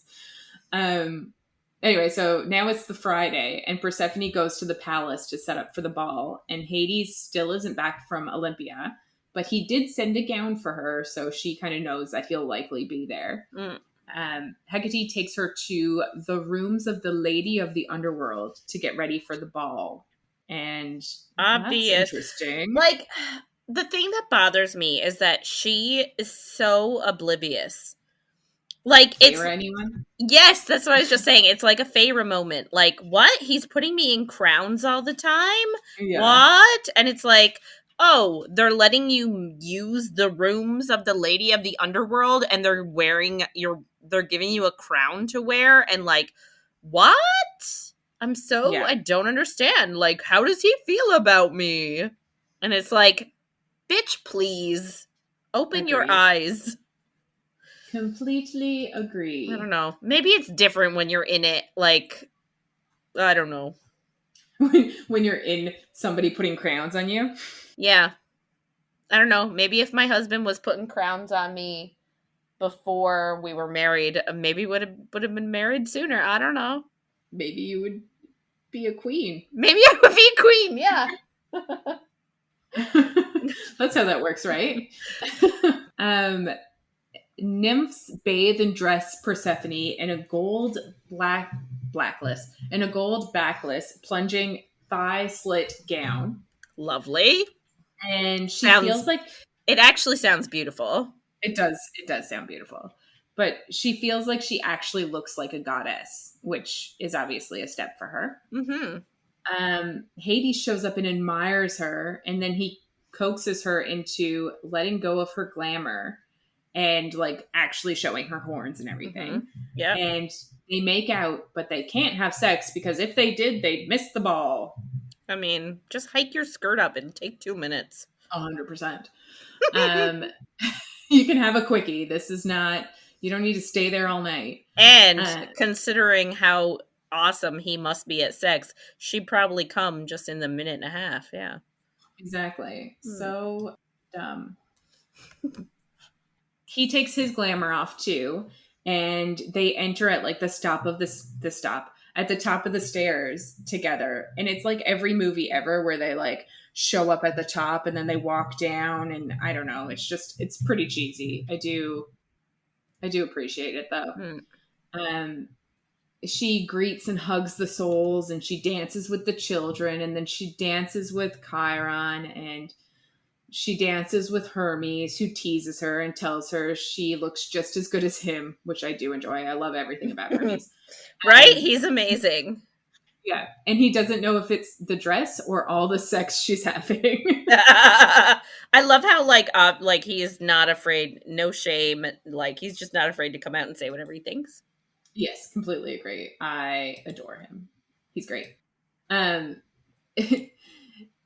he asks her if the sex is rough and then tells her, which I just love everything about him. He's like so good. So good. Um and he tells her that love looks good on her, and she is shocked because she is not in love, and he's like, "Oh, you just haven't accepted it yet, have you?" And like I love him. She looks for Hades then, and she hasn't seen him since they like walked in together, and he's on the throne with Minth and Thanatos. And Hermes notices her looking at him and tells her to go claim him. Yes. The crowd parts for her, and she bows to him and then asks if he will dance, and he does. This is Hades. Sorry if that wasn't clear. She asks if he's displeased, and he says he's displeased that he's not inside of her right now. Yeah. Can you imagine someone saying that to you, though? I'm displeased I'm not inside of you. Like, if someone said that to me, I'd be like, whoa, like, slow your roll. Yeah. Let's calm down. But literally, they started having sex like 2 days ago. Yeah. So I guess they're still in that honeymoon phase. I guess so. She's shocked by him saying that because of course. And he's like, I would fuck you in front of all these people. I don't give a fuck about it all. And I'm like, okay. I mean, it's literally gods and goddesses like Hermes and Thanatos, and it's dead people. So like souls. Yeah. I don't know why they just don't. Like, who they gonna tell? Yeah. But anyway, he takes her upstairs, and as they leave, people are like clapping and cheering for them. And they all know. Oh, you guys are going to have sex. Have fun. Like, they all know. Weird. Such a weird thing. Anyway, I feel like that's something that happened in like 17th, 18th century after like royal weddings. Yeah. Because like they literally had to have an audience. Like, people had to watch them have sex to make sure the wedding was consummated. So like, I feel like a similar idea, like people would start clapping for them to go up to bed. Be like, okay, consummate your union now. Yeah, It's so funny. Anyway, so I guess that's what the souls think they're doing. So they go out onto the balcony and he fucks her against a wall this time, which like I appreciate because I didn't understand how it happened last time. He tells her that he has never wanted like he wants her. And after they come together, they watch the souls return to the mortal world and they're kind of like shooting stars from the ground up and it's beautiful. And he asks to worship her. And of course she says yes. And I'm like, obviously, what else would you say to that? Yes, yeah, worship. Yeah, of course. I'm like, absolutely. I'll sit on your face now. Can you imagine if someone said, let me worship you, and then you being like, yeah, sure, I'll sit on your face. Yeah, that's what I'd say. Yeah. Oh my God. Like, that is the only thing that's acceptable. Yeah. So we don't get any of the worshiping. We just get a time jump to weeks later. So unfortunate. I know. I'm like, I want that scene of her on his face. Yeah. But this is another one of like, it's weeks later. So she hasn't talked to her mom still. Like, what the fuck is going on? Yes. It's so wild. But apparently Hades and Persephone are going on dates now. And he asks to take her to a restaurant in public, but he promises her that like he'll keep her safe. She's What does he mean? Keep her safe? Like she goes out in public by herself all the time. I know. I don't really know. But she's apparently being harassed by journalists to talk about her relationship, but she's been ignoring them. And then like she only checks her emails once a day because it's always people being like, do an interview, blah, blah, blah. But then one day she checks her email and the subject line is, I know you're fucking him. And it's from Adonis. And he has photos of them on the balcony fucking and says he'll release them unless she gets him his job back. And I'm like, let Hades fucking kill him. Yeah. Why?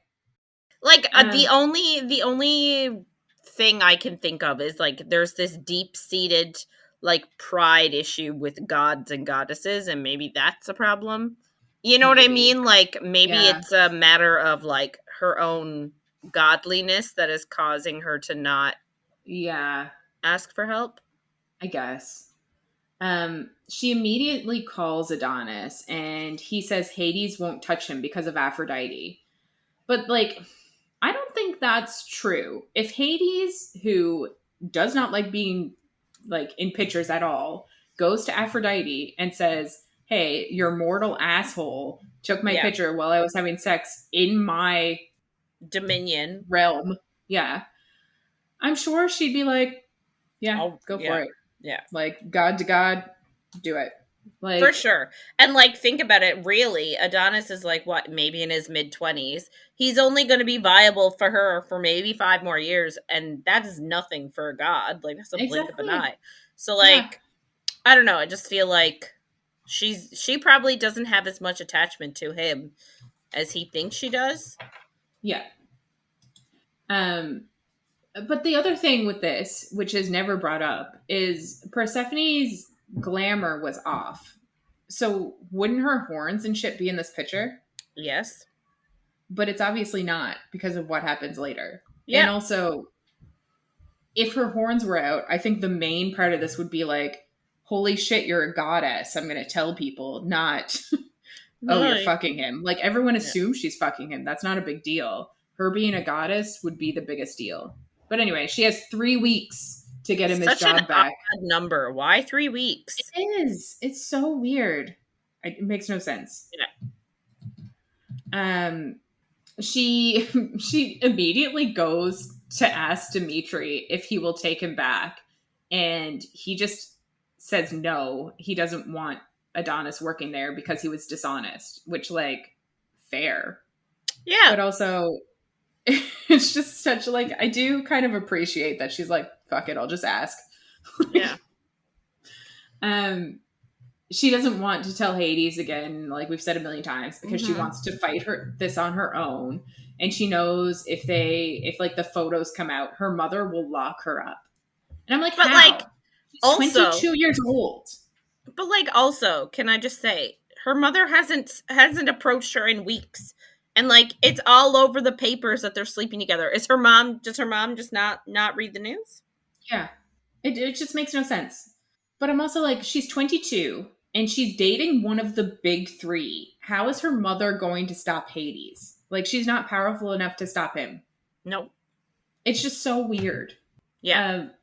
But Hades picks her up in a limo and she wants a distraction and not to have an adult conversation with him. So she tells him that she wants to worship him. So she gives him a good old BJ. Lovely. I love a good BJ. Yeah. And of course, she makes him come and then he wants her and she rides him until she comes. He's a god. That's how he gets it up so quick. Okay, good. I'm glad you knew exactly what I was thinking. Yeah. Like, he didn't even need a 1 minute rest. It's just immediate. Like, he could go all night long, I guess. I guess. It's so dumb. But yeah, so she rides him and he does play with her clit to get her there, which I do appreciate. Yeah. But then they go to Hades' restaurant called The Grove, and he lets everyone think that Ilias owns it. And I did have to search his name in the book because I forgot who he was, but he's the satyr from week 2. The one who brought her to Hades' office and let her have a drink of wine. Yes. Yeah. And yet he owns the Grove, owns like this quote unquote Ilias owns the Grove, yet he's at a Nevernight doing Hades like escorting business. Like, yeah, it doesn't really make sense. But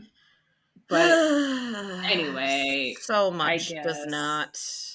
So they go to the roof, and it apparently looks like a forest in the underworld up there. So it's probably glamored, we'll assume. Mm-hmm. And Persephone asks Hades what he does for fun. And I'm like, I know they're on a date, and this is the thing, but that is the worst fucking question ever. And I hate when people ask me that, because, like, I don't even know what to say.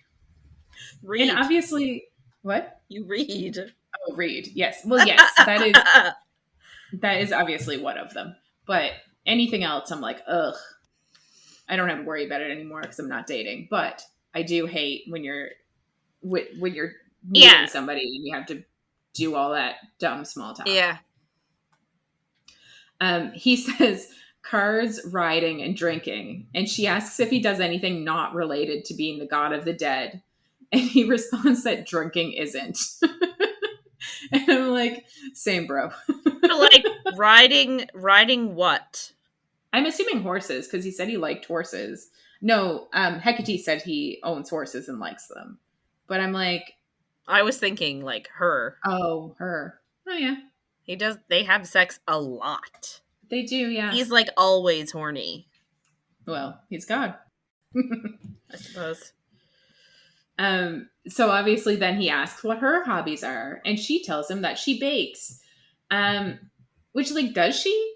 I haven't seen her bake shit. We haven't seen her do any baking whatsoever. No, she tells Demeter about it in the beginning, and now she's telling Hades. Yeah. But, like, when?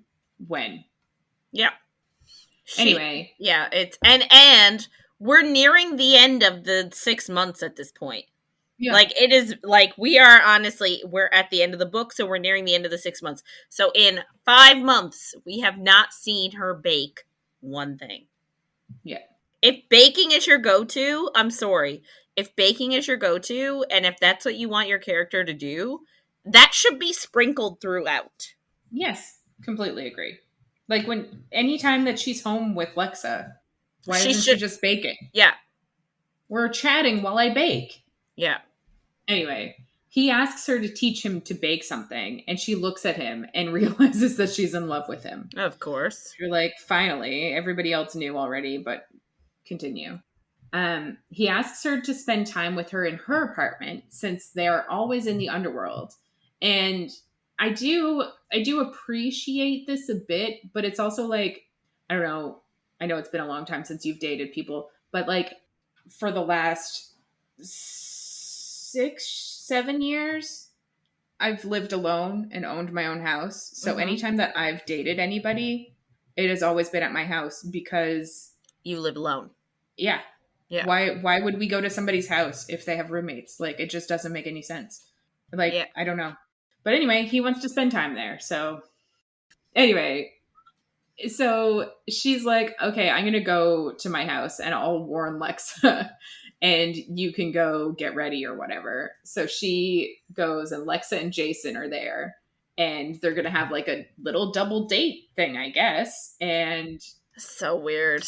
It is weird.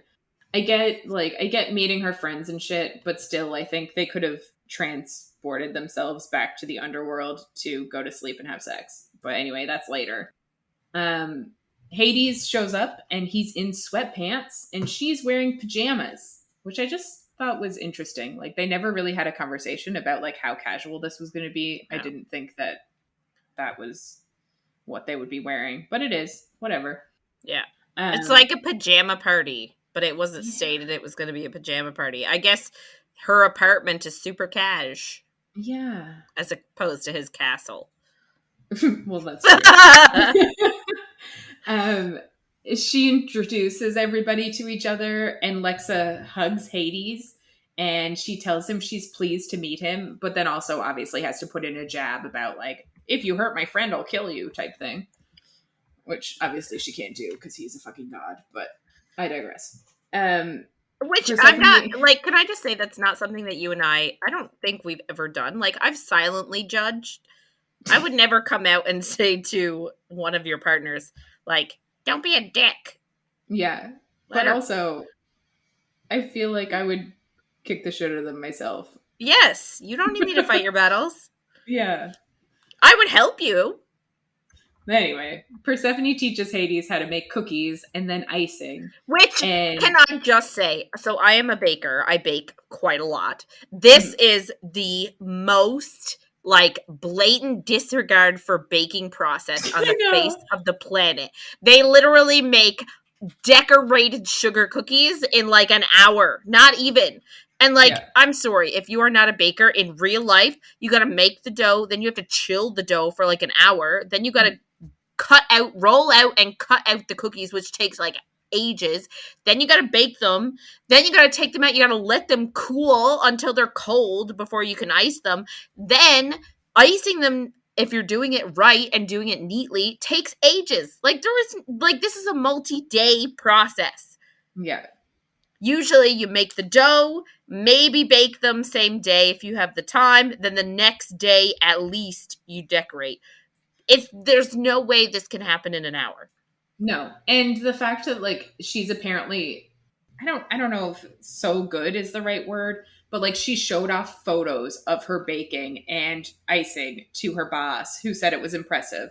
So clearly it's not just her fucking around. Like they apparently look good enough that she like they're Instagram worthy. I don't know.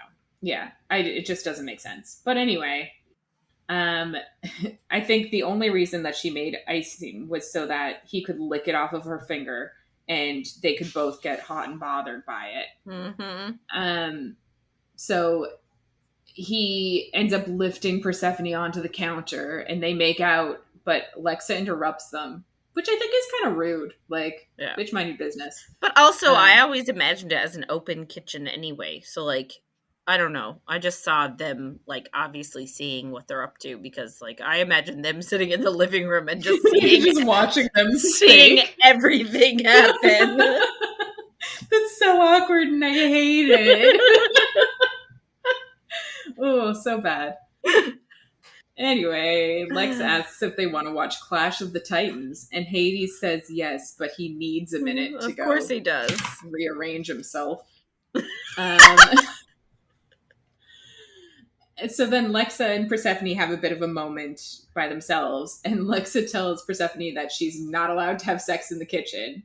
And she also says that Hades is in love with Persephone, but Persephone ignores her.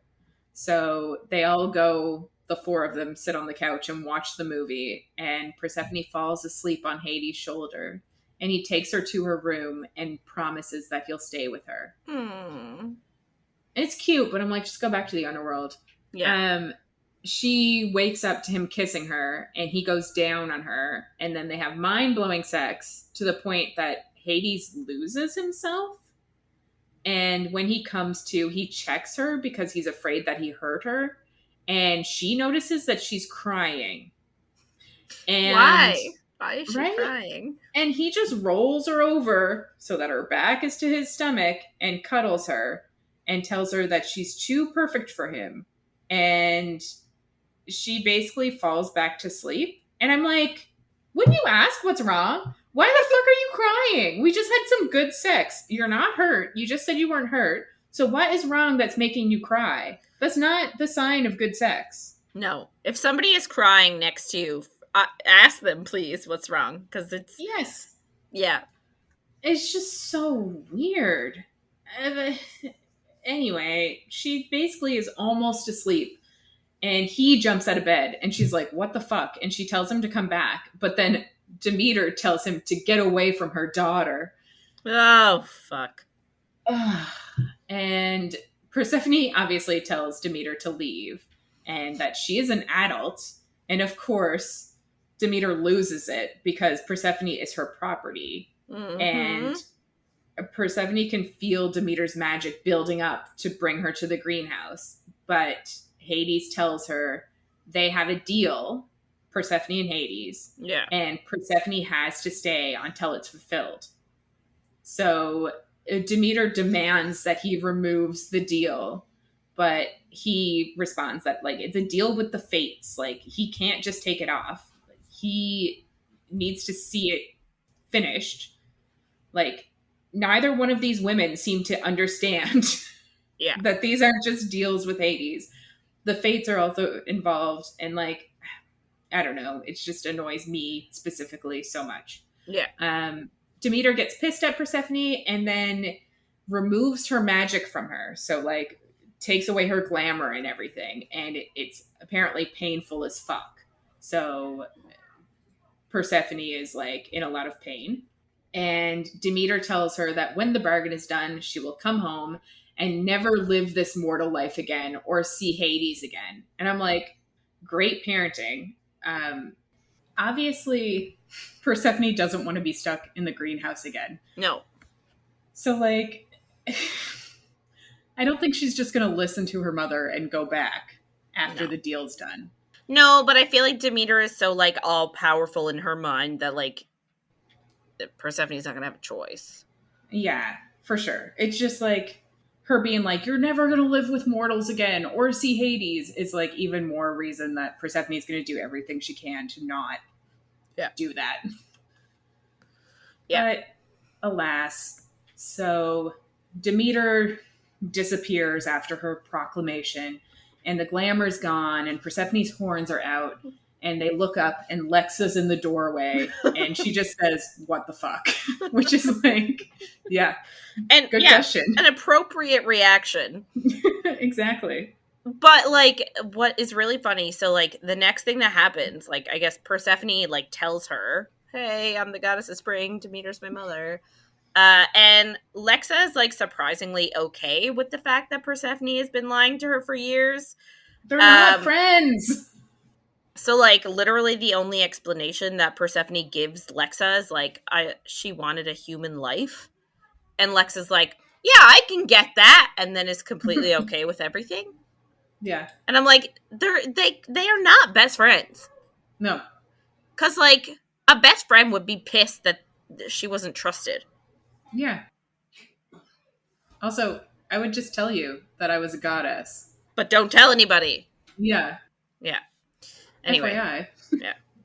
So, it's just lending more credence to them not being friends in real life.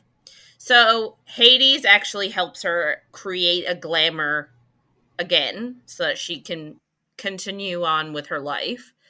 And Lexa asks her, like, oh, you're the goddess of spring. What can you do? And Persephone's like, not a whole lot. Yeah, which is fair. Yeah. And really, she can do nothing at this point. Like, nothing. And Lex is like, oh, well, I already know that you're a great goddess. And Persephone's like, how do you even know that? Like, and she's like, oh, well, you're compassionate and you fight for the people, which is the way a god should. It's what a god should do. And it's like, yeah, she's not wrong. She's idealistic and annoying. Yes. Thank you. Sorry. Yeah, no, you're 100% correct. So, I guess Persephone spends the next few weeks, like, sort of torn. She wants to be able to come and go from the underworld and have that relationship with Hades and, like, live in both worlds. But she's thinking, like, if she fails the contract, she'll be stuck in the underworld, like, as a prisoner. And if she passes the contract, then her mother's going to come and take her to the greenhouse and make her a prisoner there. So she's feeling, like, essentially torn in the middle. Like, she has a lose-lose. Like, there's no possible way for her to get what she wants. Yeah. And again, I just feel like she should ask Hades clearly, what are the terms of my, like, of me being in the underworld? Like, can I come in? Like, all she has to do is say, can I come and go? Just have a conversation. Anyway, it's just super frustrating. Yes. Anyway, she says she also feels, like, hopeless because she understands now that Hades doesn't really have control over the contract. And so, like, I know. Smash everything. So, like, she's feeling hopeless because she knows, like, Hades doesn't really have a say, essentially. Like, it's not Hades, sort of, it's not up to him. And she was using his she's using his magic at this point to keep her glamour in place. And for her, it just means that she felt him around all the frigging time. Yeah, but it's so, also like she went from being dependent on her mother and now she's dependent on Hades. Like, that can't feel great either. Anyway, so, like, she felt him around all the time, even when he wasn't there, which I guess meant she wasn't getting a break from him, which I will say is important in relationships, that you, like, have your alone time and that you can be your own person without the other person, and, like, you're not one half of a whole, you're your own person. Yeah, which so, is like, hard during COVID, guys. Like, very hard during COVID, yeah, for sure.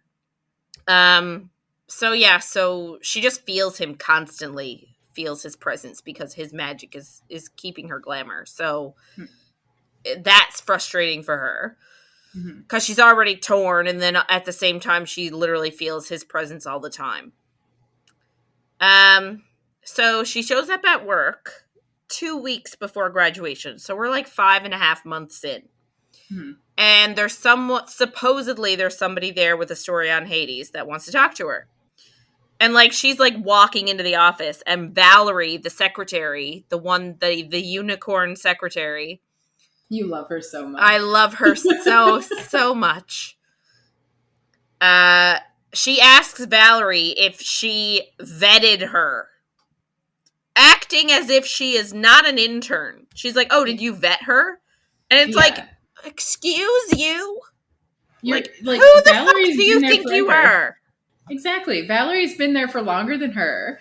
She is also an intern, but has seniority. Like, the audacity. Also, I still don't understand how Valerie is their only secretary and yet is an intern. And is a student. Yeah. Like, who's there when she's not? When she's in class, who's there? Maybe she actually has a real internship where she has time off. Maybe it's like a work term where she's only there for a few months in between terms. 2-year work term. Yeah, I don't know, man. It doesn't make any sense. It's a fucking mess. It is a fucking mess. Anyway, she goes to the conference room to meet this mysterious person. Turns out it's Aphrodite, the goddess of love. So she gets right to it. She's like, "Oh, I don't have a story on Hades. I just came to ask how the deal is going between you." And Persephone's like, "How the fuck did you know about that?"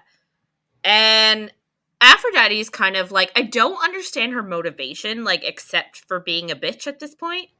Yeah, it really doesn't make sense. Maybe she talked to Adonis, and Adonis is like, Persephone lost me my job. And she's like, no, go fuck with her. Yeah, it could be. I vaguely remember, like, an underlying storyline that gets, like, resolved in some way. Like, Aphrodite is present in the other books, and, like, I'm not 100% certain. I don't remember a whole lot. But like she does exist, and it's not always an antagonistic way. So, like I assume things get resolved in some way. Yeah. But so turns out Aphrodite sort of says like, "Oh, I'm so sorry, but I think Hades put you in the middle of a deal that him and I had." So apparently, the exact same night that Persephone was at Nevernight for the first time and saw and met Hades for the first time, apparently Aphrodite and Hades made a deal, like played a game of cards, and he lost. And she bet him that he could make someone fall in love with him in 6 months, which is so convenient that everything is 6 months from now. The deal is 6 months from now. Her graduation is 6 months from now. The whole Adonis bet thing is like ending at the exact same time. Like everything is culminating in the exact same end. Yep. It's super convenient. And it's just so fucking ridiculous and so like it's too convenient for me. Yep. Like I wish. Not that, again, I'm not knocking the author. Like, I think she did a great job. And, like, she got her book published. Like, good job on her. The book is good. However, I wish it wasn't so, like, 6 months, like, everything lining up in the same way. Yeah. Like, it's also, this is very late in the book for the, like, it's like third... a brand new conflict coming out of the woodwork. Yeah, it's very much like all those... Harlequin? Hallmark. Oh. I started saying Harlequin, but I meant Hallmark. Okay. It's like all those Hallmark movies with like they finally get together, the couple, and then there's something comes up that breaks them apart, and that's what this is. And I'm like, why? Like we didn't really need this storyline. It just seems so unnecessary. It's true. I agree. Like it's my first time reading this. It was when I was doing this, and I was texting you because I was getting so pissed off at this. Yeah. And yeah, so I agree with you. It's like a third storyline that we didn't really need. Like they're already facing enough with the bargain in the first place. Mm-hmm. And so, her mother is like a villain, I'll say. Yeah. Anyway, so moving on. We don't like this at all as a plot. So she's obviously very upset, and Aphrodite like genuinely apologizes, which I also like. If she's if Aphrodite is not here with malicious intent, because like at first it seems like she is, but then she apologizes and says a comment that makes me think that she's not there with malicious intent. But then why is she there at all? Yeah, if I agree. Not for a malicious purpose, what is the point? Mm-hmm. Anyway. Yeah, it's so weird. Everything about it is just so weird. Anyway. So Persephone sort of says, like, why are you apologizing? Like, obviously this is what you wanted. Like, you know. To win the bargain, yeah. Yeah. And, but Hades wins the bargain. Oh, yes. Right? Yes. And Aphrodite says that she sees that Persephone really does love him. And she says she's sorry because up until now, she didn't believe in love. The goddess of love doesn't believe in love. I don't think you can be the goddess of something if you don't believe in it. I don't know. It does make you feel bad for her because obviously she's a very sad and lonely person. Mm-hmm. So I do feel bad for her. So that's, I guess. Maybe that was the point. Yeah. But I just don't get it. So Persephone's pissed. Obviously, she's heard she's a bet this whole time. So after Aphrodite leaves, she goes to the underworld. And she's so angry, she decides to use Minthy's advice. So Minthy, told her weeks ago about this well, the well of reincarnation, and says that it can make anything grow anywhere. So use that to get out of your contract. So she is so pissed. She's like, I can't believe I didn't do this sooner. So she starts looking for the well of reincarnation, which I sort of agree with. Like if it was bothering you so much, this deal, this bargain, you should have, if you knew that this well existed, yeah, you probably should have looked for it before now. Yeah. I honestly don't know why she didn't. Because, like, obviously Mint doesn't want her around, so I don't see why she would lie. Yeah. Anyway. So, she starts thinking that, oh, like, Hades does have the power of charm. Like, that's one of his powers. When they were, like, flirting hardcore and saying, what are my powers? Like, she knew charm was one of them. So she thinks that he used that against her. But for some reason, she thought it didn't work on her. Which, I mean... I'm assuming it doesn't. I'm assuming she was right in thinking that. But it's just so, like, she's going back on everything she thought originally because now she's hurt. Which, 100%. Yeah. I can't fault her for that because, like, if I found out I was a bet, I'd probably burn the world to the ground. Like, that guy would not live. And it's like, it's also like questioning all of his motivations, right? Like, why did he do every single thing that he did? But that's exactly like, so when I read this part, you had said last week and the week before, I think, like, what is he getting out of this? Like, why is he acting like he's in love with her? Why is he letting her have so much, I don't know the right word, but I'm like, grace, I guess maybe is the right word. Because, like, there were many times when I thought if this was anybody else, he would kill her. Yes. So it kind of made sense as to why he even tried to have a relationship with her in the first place, is because she was a bet. Yeah. That's the only reason he entertained her for so long. Yeah. But, like, this whole thing, so she's thinking, oh, he must have used his charm against me. But then she was like, oh, but, like, Sybil saw our colors entwined and, like, you know, she's an oracle. But then she's like, oh, she just must be a really bad oracle. That's so dumb. It was just funny. And I'm like, she's your friend, and you're like, oh, she's just bad at what she does. It's like, great. She's new and shit, I guess. Yeah, she's just shit. Yeah. Anyway, so she's like heading up this mountain, and all of a sudden, one of the three dogs, Cerberus, shows up to play, and like Persephone plays fetch with him as she's wandering up the mountain, and the dog sort of comes with her, and she's like, bring me to the well, Cerberus, like, show me the well. And, like, all of a sudden, as she's going up the mountain, she encounters, like, this river of fire. And she realizes that, oh, this mountain is actually Tartarus, where evil people go to be tortured for eternity. So she's like, maybe I shouldn't be here. So I'm like, great. So initially, she's like, oh, Cerberus, let's go back. Like, maybe I took a wrong turn somewhere.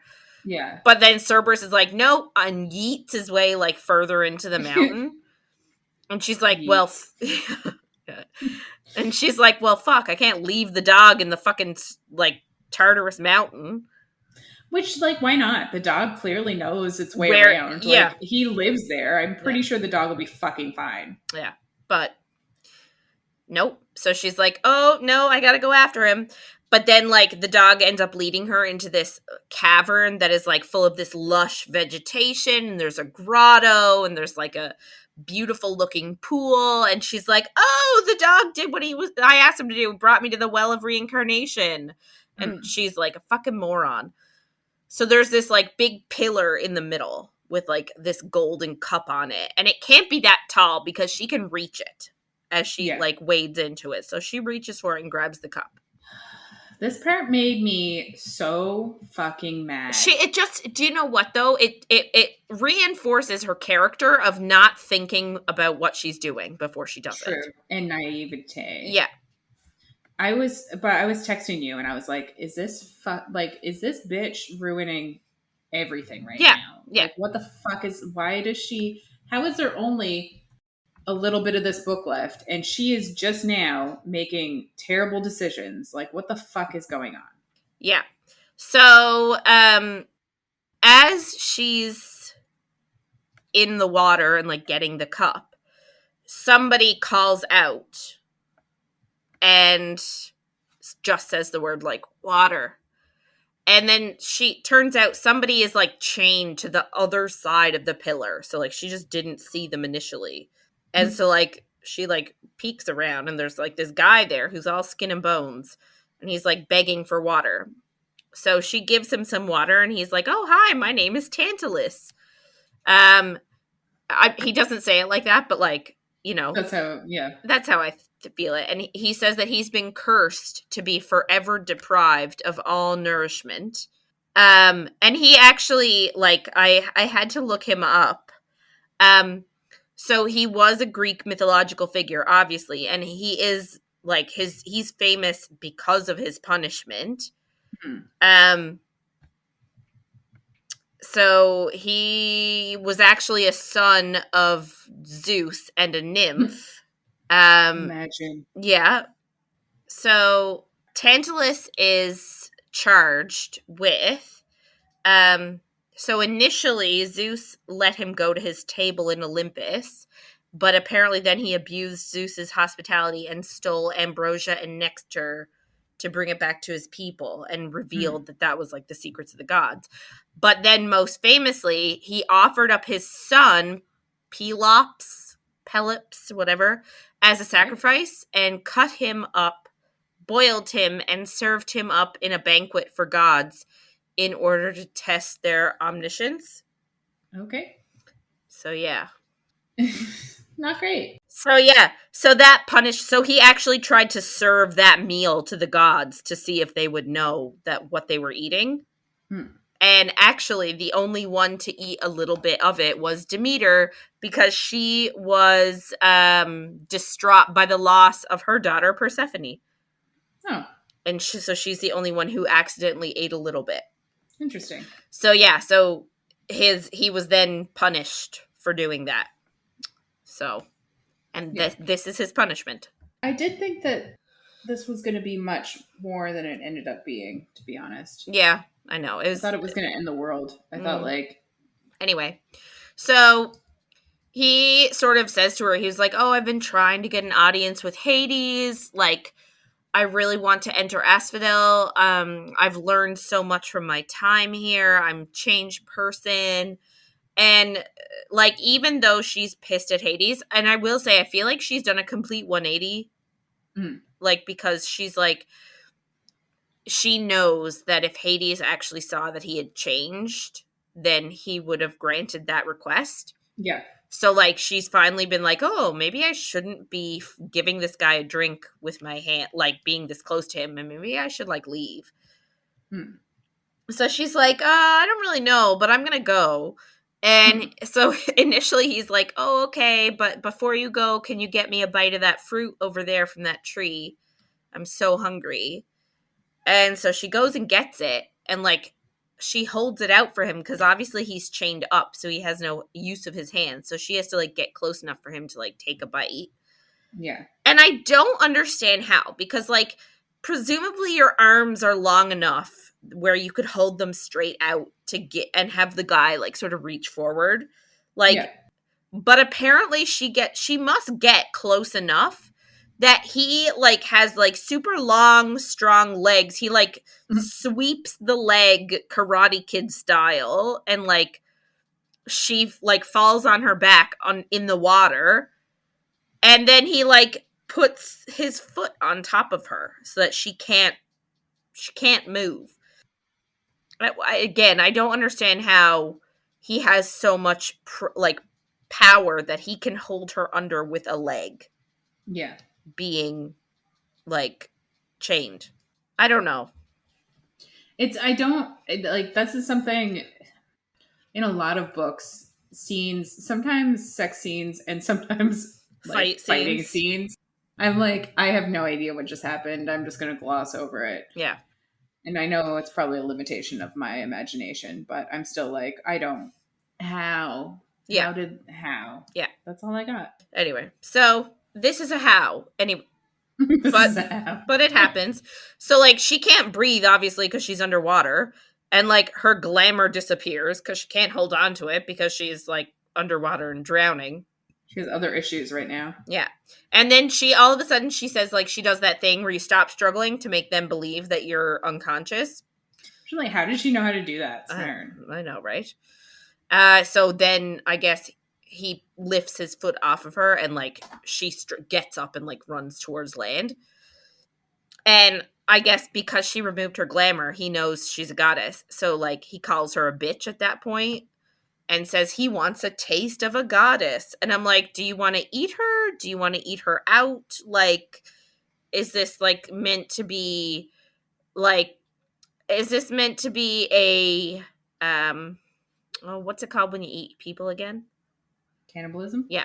Is this like a cannibalistic sort of thing, or is this a sexy time sort of thing? It's definitely a cannibalistic type thing because it's a callback to him and his child. Yeah. Yeah. See, you're anyway, so smart. I'm telling you. So all of a sudden, Hades shows up, and like again, it is never explained how he knows to go there. He's just there. I just think he knows what's happening in his realm. I guess.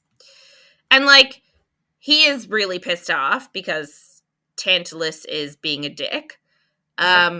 She latches onto him sobbing because she's obviously upset over what happened, like how this guy, she's like nice to him and he tries to kill her. But like it's almost like she forgets about the bet. Like, was she not mad about that? Like, I just, there's so much that happens right now that just fills my brain. Yeah. So Tantalus tells Hades that he deserves to feel desperate and starved and alone, and like just like he does. And Hades is like, you are an asshole. He doesn't actually say that. I'm paraphrasing. You should. Yeah. And says that I'm changing your punishment. He's like, before I was just your jailer. Like, I was just the one in charge. Now I'm going to be your torturer. And he was like, I'm going to, like, change your punishment so that no matter what you eat or drink, you will never be satisfied. And he was like, I'm even going to put you in reach of it. Like, you can take it all you want, but it will never fill you up. And then, like, snaps his fingers and he disappears. And I'm like, that's good. Like, good job. Yeah. Because it's so diabolical because it's the answer to the punishment he just had. But it's so bad. Yeah. Yeah. It's good, man. Good on Hades. It is good. This is a good twist. So smart. Yeah. So I guess he got like, you know how the really powerful people, like they put their power man on and they get really scary and ominous. And he's like, oh, mortal, you should be afraid of me. Like put on this, like his godly air. And like he goes to Persephone to try to comfort her. And like, he's like, oh, don't be afraid of me, please. I couldn't bear it if you were afraid of me.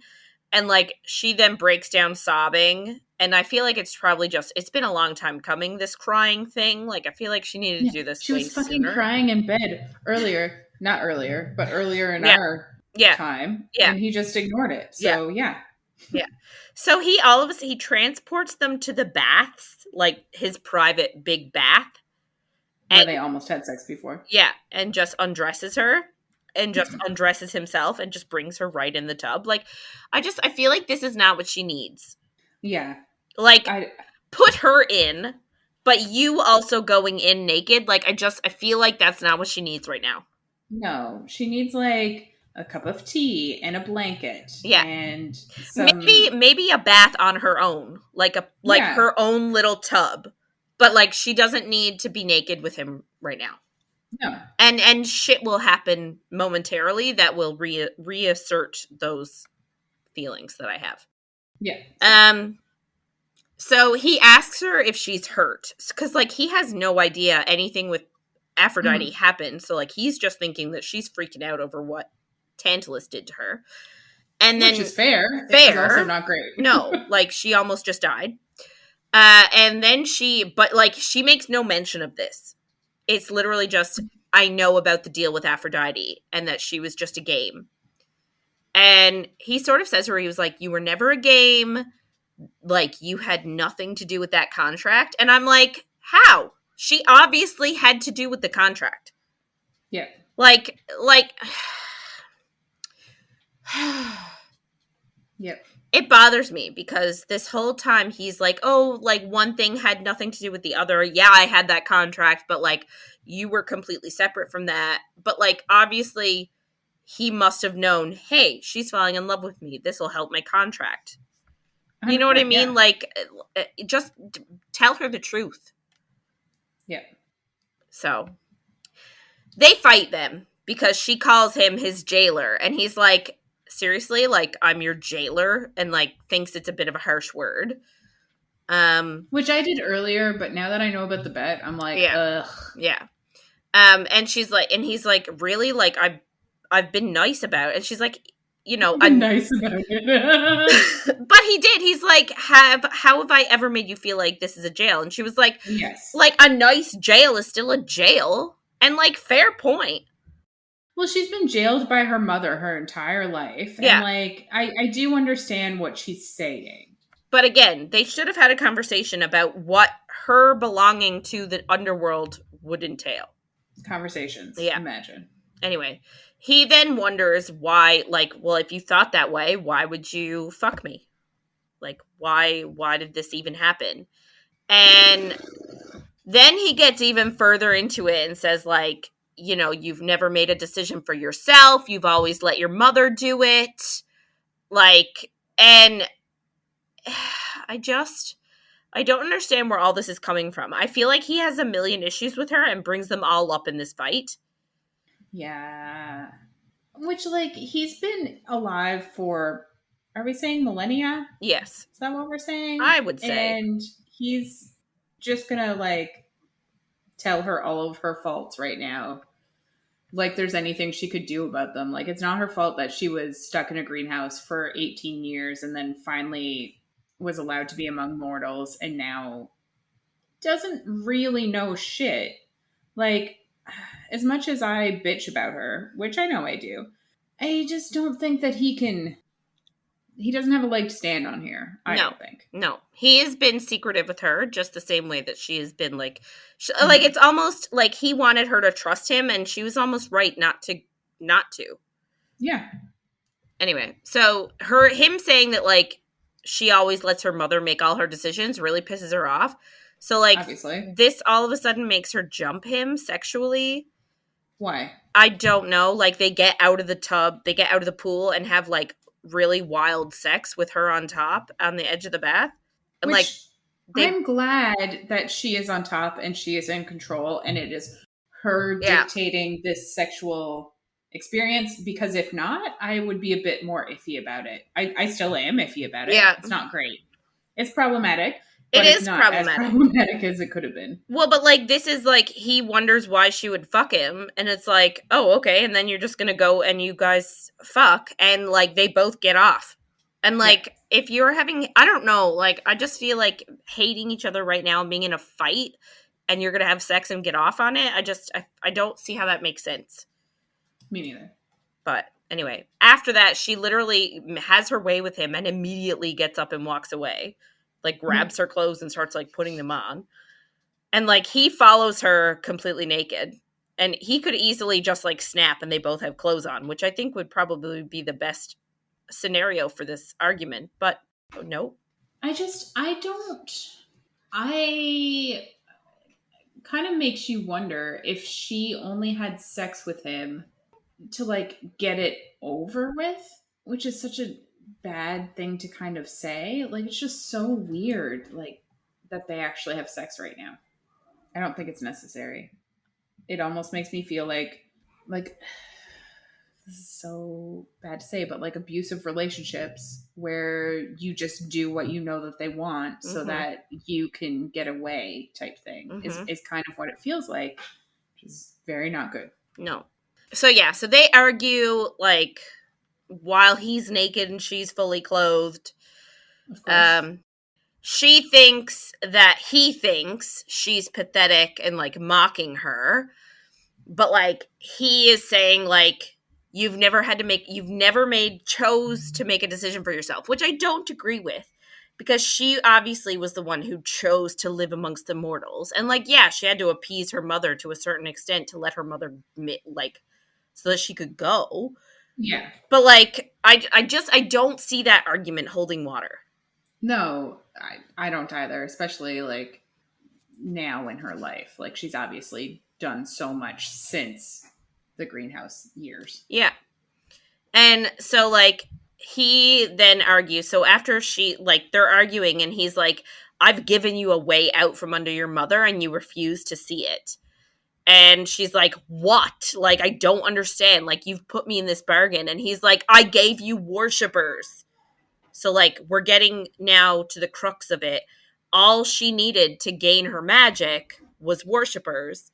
And because her mother kept her trapped in the greenhouse and, like, nobody knew who she was, nobody knew she existed, so she could never have worshippers. So she didn't have magic. But he said he gave her worshippers. He worshipped her. And, like, we have references to that several times in the book of, like, her saying to him, I'm going to make you worship me. And, like, then him telling her, let me worship you. Like, it's been throughout the book. I do love this, that the reason her magic didn't work was because of worshippers, and she didn't understand that. I think he could have probably fucking told her. Yeah. Yes. That's why. Yeah. I don't know exactly what she would have done. Like, obviously, she probably wouldn't want her to come out and be like, I'm a goddess, worship me, either. But, like, I do appreciate that that's the reason her magic didn't work. And I didn't think of it. Very smart. Big fan. Yeah. Well, but, like, so this is then her argument. She's like, why couldn't you just tell me that? If that was all it took, why? Like, my magic. And then she's talking about how, like, all I needed for my magic. And he was like, and she was like, why couldn't you tell me? And he's like, he then throws so much out. He actually does throw out, like, if I had told you that you needed worshippers, would you have, like, come out straight away? Like, no, you would want to keep your mortal existence. So, like, yeah, that wouldn't have worked. And then he also throws around how, like, she's trapped, which, like, she sort of is, and that she values her mother's happiness over her own, which, like, where the hell is that coming from? Yeah. And that, like, it's not about power, because she's talking about her magic, and he's like, it's not about the magic, it's about your confidence. And I'm like, what? This is out of left field. Like, I feel like he's throwing everything out of left field, and I don't understand half of these assertions at all. And then, like, she can't make decisions is another thing that he throws out. I'm just lost, frankly, in this whole fight. Agreed. So, after all that, she just admits to him, congratulations, you won your bet. I love you. And she wants him to admit that he loves her back, but he doesn't. Which I'm, like, surprised that she's willing to, like, accept him saying it right now. Because I'd be like, go fuck yourself. Yeah. I hate you. Yeah. And instead, he doesn't say that. He says, like, you are actually your own prisoner. Like, I'm not involved at all. I feel like he doesn't understand half of her problem. Yeah.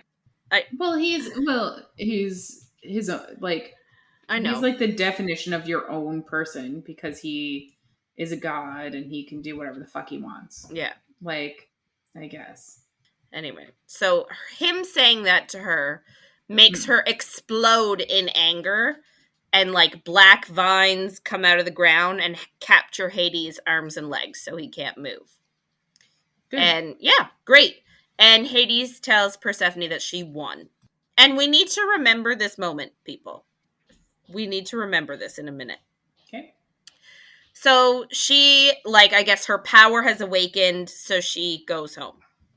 Like, snaps herself home. She does that whole, like, oh, my life is in shambles. I'm falling apart. Anyway, so yeah, remember this moment. So she goes home, she cries in the shower, and she falls asleep because she is so exhausted and emotionally drained. Fair. I will say Lexa actually does pull through here. Yes. Like, stays with her, sleeps in the bed with her, like, cuddles her. Like, actually, like a real friendship. Yeah, this moment does seem like a real friendship, even though we both know it's not. Yeah. All of a sudden, the next day, she remembers she has that stupid deal with Adonis to take care of. Like, she already knows he's not getting his job back, so she has to figure something out. And, like, she has this stroke of genius. She asks Lexa if Jason, who is Lexa's boyfriend, who just happens to be a programmer, can do something for her. Now, I don't know. It's not possible. It's not possible. It is not possible. I don't know a lot about the job of programmer, but I don't understand how a random ass programmer can do what she needs him to do. So, I need to tell you my issues for a second. So these pictures were either taken on, let's say, a personal cell phone, or they were taken on a physical camera and then sent via the interwebs to Adonis. Persephone. Oh, well, yes, and then... Adonis first, yes. Whoever his informant, blah, blah, blah. Yeah. So, because obviously Adonis wasn't in the underworld. Yeah. Fine. But you can't get rid of the originals. Like, if they're on something that's not connected, like my photos on my personal cell phone, you can't delete those, like, remotely. If it's on an actual physical point-and-shoot camera... You really can't. And then on a card, you really can't. Like, even more so than... like, not being able to delete them on my phone, which, like, maybe you can. Maybe I don't know enough. Maybe you can figure out how to do that remotely somehow. But you really cannot, on a point-and-shoot camera, delete photos. So, like, I just don't understand what they could even do in this situation. What can Jason, the mortal Jason, do? Listen, it's an issue. It's a great issue. So she asks, so like all of a sudden, so she asked Lexa if Jason can do something for her. Then, I guess the next day, she meets Adonis and Minty in the Garden of the Gods. And like, it's all very quickly dealt with. Yes. Like, they're like, why are the other ones here? And she's like, I know that Minty is your informant, and Minty is the one who took the pictures, which, like, valid. And she's like, as of right now, all of your photos are being deleted. And Adonis is like, you can't do that. And she's like, oh, he was like, it's illegal to access my device. And she's like, oh, like, blackmail's not illegal? And it's, like, just so friggin' wrapped up. Yeah. But also, this whole... thing also, just like, why is this a thing? Why was the bed a thing? I feel like there was enough conflict without the extra two things. It's like there's so much happening. This honestly reminds me of 50 Shades because of all of the like 40 plots on the go at one time. There's like 40 different things happening, and it doesn't all need to happen. Yeah. So, yeah. So she's like, oh, everything has been deleted. I know that Minty took the pictures. And Minty's like, are you going to tell on me? Are you going to tell Hades that it was me? And she's like, no, like, I can fight my own fucking battles. And she's like, honestly, though, she was like, your hatred of me is misplaced. She was like, I don't know why you hate me so much. She was like, I understand. She says that she understands why, but she tells her it's misplaced. And, like, she does understand it because she says, like, she knows that Minty gave Hades all of her time, all of her effort, all of her love, even though she hasn't really come out and said it, that Minty has not come out and said that she loves Hades, but, like, you can sort of tell that she's, like, super jealous. So she was like, Persephone is, like, understands, like, she's literally been with him for hundreds, if not thousands of years as an assistant, hoping that he'll, like, one day see the light and realize, you know. And then all of a sudden Persephone comes around and, like, after 2 days, it's like, here, wear my crown. Like, be my queen. I love you. You know what I mean? So, like, I get it. And Persephone gets it, too. But anyway, so Minty then sort of says to her, like, well, you were supposed to fall for Hades, not the other way around. And that then pisses her off even more because that means Minty knew about the bet the whole time too. Obviously. And then she's like, what are you talking about? Hades doesn't love me. And it's like, bitch, please. Like, please. Just stop. But, please. Yeah. It's like just the ever, like the infinity eye roll is what I want to do. If I could roll my eyes for infinity, I would. So Minty then responds with like, oh, if you believe that, maybe you don't deserve him. And it's like, what? Why? That's the opposite. Like if you actually care about somebody and who deserves them, then you'd want somebody who is humble enough. But she doesn't want. Yeah. Anyway, Persephone's pissed and ends up turning Minty into a mint plant. I do like that. I also really liked that. So, like, she had enough control over her power to turn her into a mint plant. And then Adonis flips out because apparently he missed the memo that she was a goddess. Even though the photo should have her horns in it, but I digress. Yep. Anyway, which is another anyway. So maybe he's just dumb. Well, seems it. So yeah. So she then tells him that if he threatens her again, she will curse him. Valid. Yep. And then, this is probably my favorite part of this whole book. She turns his arms into vines. Yeah. And he's just like his arms are like viney, and it's really funny. And he's like screaming and flipping his lid. Yeah. And then she tells him that if he ever touches a woman without her consent again, she'll turn him into a corpse lily, which is like apparently a flower that smells like death. So then she puts his limbs back normal, and he's real scared. He should be. But, like, how is she ever going to know? I feel like in this moment she's making a deal. And, like, I don't know if... Like... Right. That makes sense. Because he says, what's in it for me? And she says, you get to live. Like, you get your life. Yeah. Like, I feel like it's kind of like Hades deals. Like, obviously he's not watching every second of every day. But... No. I think he can tell. Right. Anyway. So, after that, she walks away. She's in a confronty mood. Because after this confrontation, she immediately goes to her mother's greenhouse. And she confronts her mother about depriving her of worshippers, saying, like, I can't believe you did that. And her mother was like, oh, I did it for your own good, to keep you safe, blah, blah, blah. And we're just like, yeah. And Persephone's like, yeah, no, that's a bull-faced lie. You did it so that you wouldn't be alone. Mm-hmm. And she's like, you had no right, like, I know maybe you were deprived of love, but you had no right to keep me from mine. And I'm like, what about the bargain? What about the deal? Are you not still mad about that? Like, yeah. Yep. Anyway. Here we are. Essentially, she just tells her mother that she forgives her. Sure.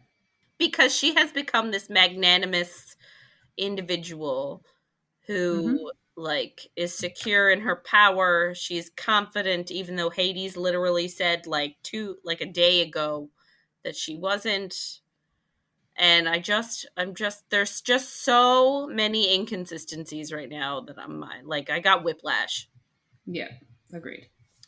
So she goes to leave. Because her mother's like, I don't need your, like, fucking forgiveness. She doesn't say that, but, like, essentially... She basically does. She basically does. And she's like, okay, well, then I guess I'll be around if you ever want to, like, hang out. Like, if you ever want to rethink that. Ever want to hang out and have a daughter. Yeah. So she leaves. She goes to leave, and her mother, like, is like, oh, sorry, I can't let you do that.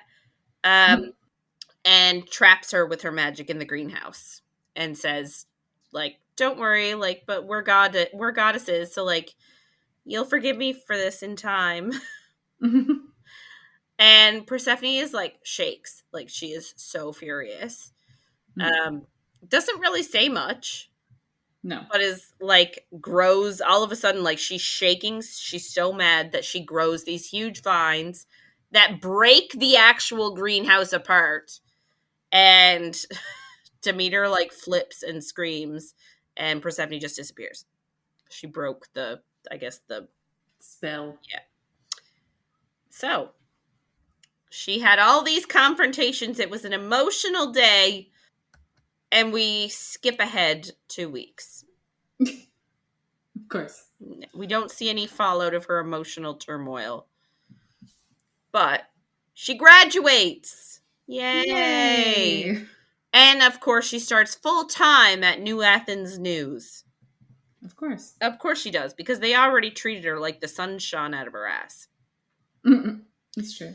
And, like she says, work consumes her. Good. That's what you want. Yeah. For work. Yeah, absolutely. And she says that she feels like she can't go back to the underworld, even though she wants to. Why? Like, I feel like he needs to say sorry.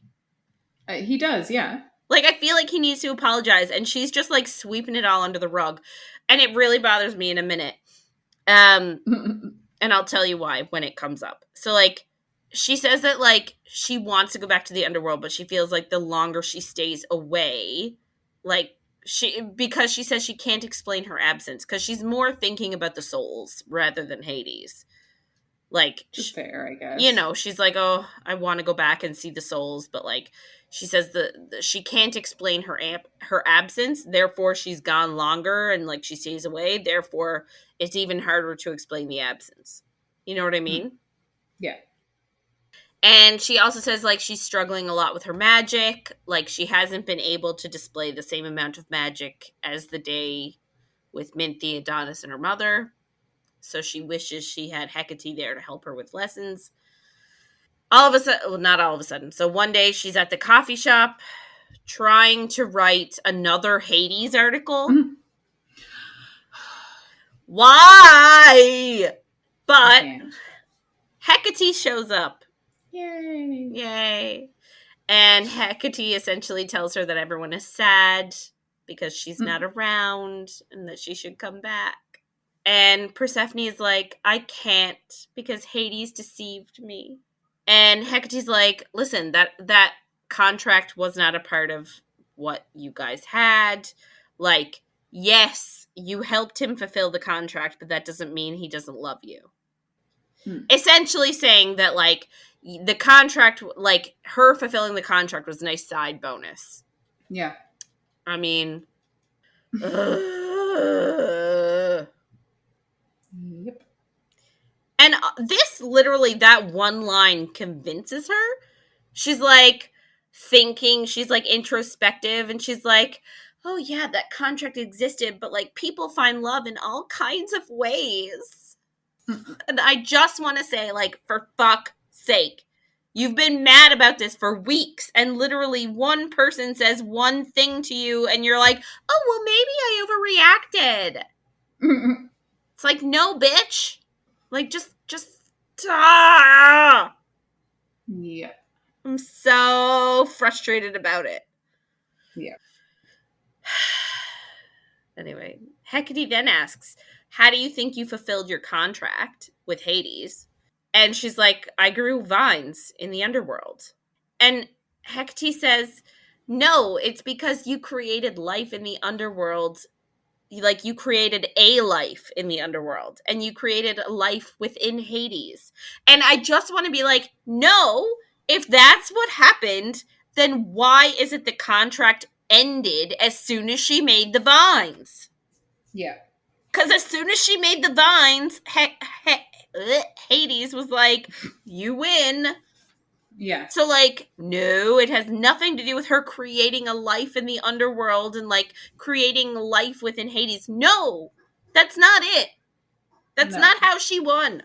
Like, I feel like Hecate is, like, just trying to throw stuff all over the place just to, like, convince Persephone to go back. Yeah. And it's shit.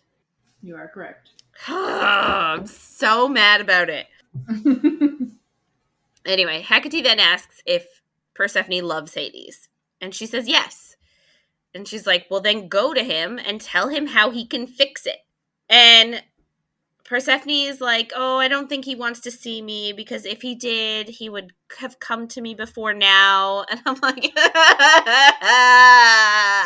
just have a conversation. I feel like she's just creating problems at this point.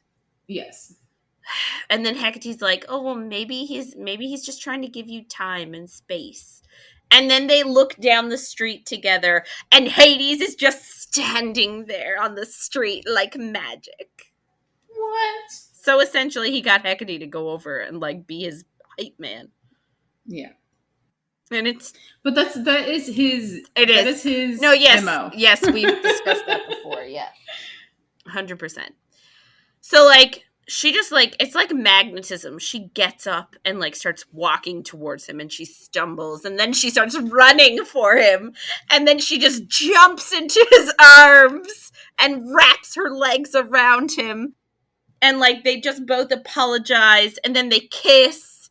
And it's supposed to be this super romantic moment. And I'm just like, great. Like, super. Good job. And then they tell each other they love each other. Of course. Yeah. Because why not? All the things that have had been issues apparently are no longer issues. And he asks her to live between worlds for him. Like, spend time in the underworld and then also some time in the mortal world. And she's all of a sudden, she's so happy that he understands her. And it's like, he probably knew that you didn't want to be, like, chained to the underworld before. Like, Yeah. Anyway, then she's like, want to go play a game of poker? And he's like, what are the stakes? And she was like, your clothes. And then they go. They disappear. And that's the end of the book, is them, like, they're like them going off to have sex again, because that's the most normal part of their relationship, the most functional portion. Yep. Anyway, we do get a bonus. I'm not sure if this is a bonus in every copy. I have no idea. Me neither. It's on Kindle Unlimited. Yeah. So I do own the book, but I actually haven't read the physical copy. I got it on Kindle Unlimited. Yeah. So I'm not sure. Yeah, so I also am not 100% sure if this bonus exists in all copies. It is in the digital version because I got mine on Google Play Books, and it's also there as well. So it's Minthy is the name of the bonus chapter. So and do you know what I will say? It brings up a ton of like new problems. Yeah. So I guess Persephone goes to Hades' office at Nevernight to return Minthy, the plant. Yep. She thinks he's going to be mad, but like I wonder, like, where did he think she was all those weeks? I know. This seems wild. Like, wouldn't you be worried your assistant just disappeared out of nowhere? Anyway, so she thinks he's going to be mad, and then she tells him. And she's like, oh, I'm returning this to you. And he's like, I don't remember ever owning a mint plant, And she's like, oh, actually, it's your assistant. And he was like, why is she a plant? Right? And Persephone's like, because she upset me. Oh, Jesus Christ.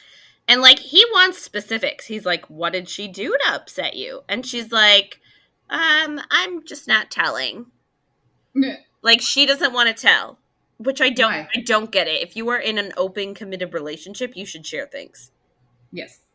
So she's like, it's not important what she did. I'm just giving her back to you so you can decide whether you keep her as a plant or you change her back to your assistant. And he's not happy with that answer. So, like, his go-to response is to start to tease her with sex.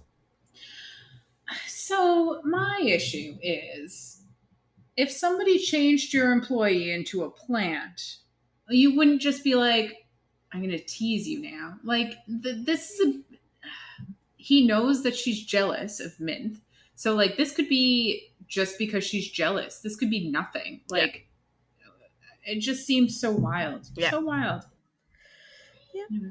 Anyway, so he starts teasing her. He kisses her. She's wearing a, like, sexy dress, so he, like, slips her panties off. And he starts to use his fingers on her. and like she gets really into it, obviously. And he asks her again, like, what Minty did, and she's like, ugh, and she like doesn't want to talk about it.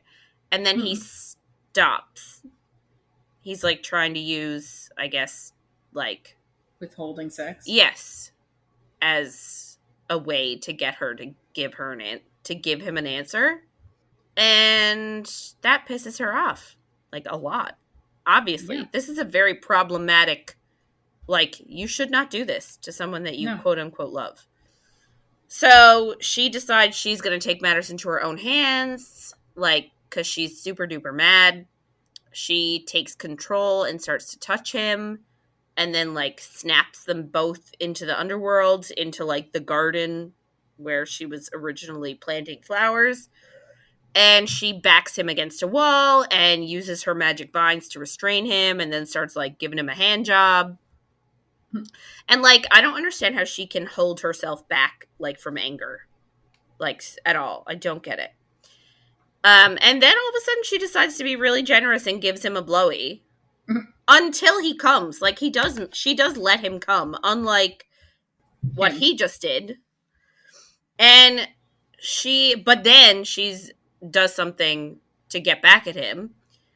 So, like, she takes off her dress completely, so she's, like, naked in the garden, and asks how it feels to want her, but is unable to touch her. And then she, like, says, oh, I underestimated the power of his wanting, of, like, how much he wants me, because he snaps the vines that were holding him and grabs her and fucks her against the wall. And they both come again. Well, he comes again and she comes. And then she tells him, like, never ever use sex to get what you want again. And fair. Completely fair. Yeah. And he just says, like, yes, goddess, or yes, my goddess, or whatever, or my queen, or something. And he then asks her, he's like, fine, but, like, I asked you a question, I want an honest answer. Like, what did she do? And she's like, I was ashamed, because essentially in the run of the conversation, Minty called her powerless. Mm-hmm. And that made her mad. So Hades said that she shouldn't be ashamed of, because he would have also punished her, because he knows that Minty led Persephone to Tartarus. Mm-hmm. Like, that whole well of reincarnation thing. So I guess that wasn't actually a thing after all, which we never found out until right now. Yeah. That wasn't actually a thing. That was just Minty trying to kill her, I guess.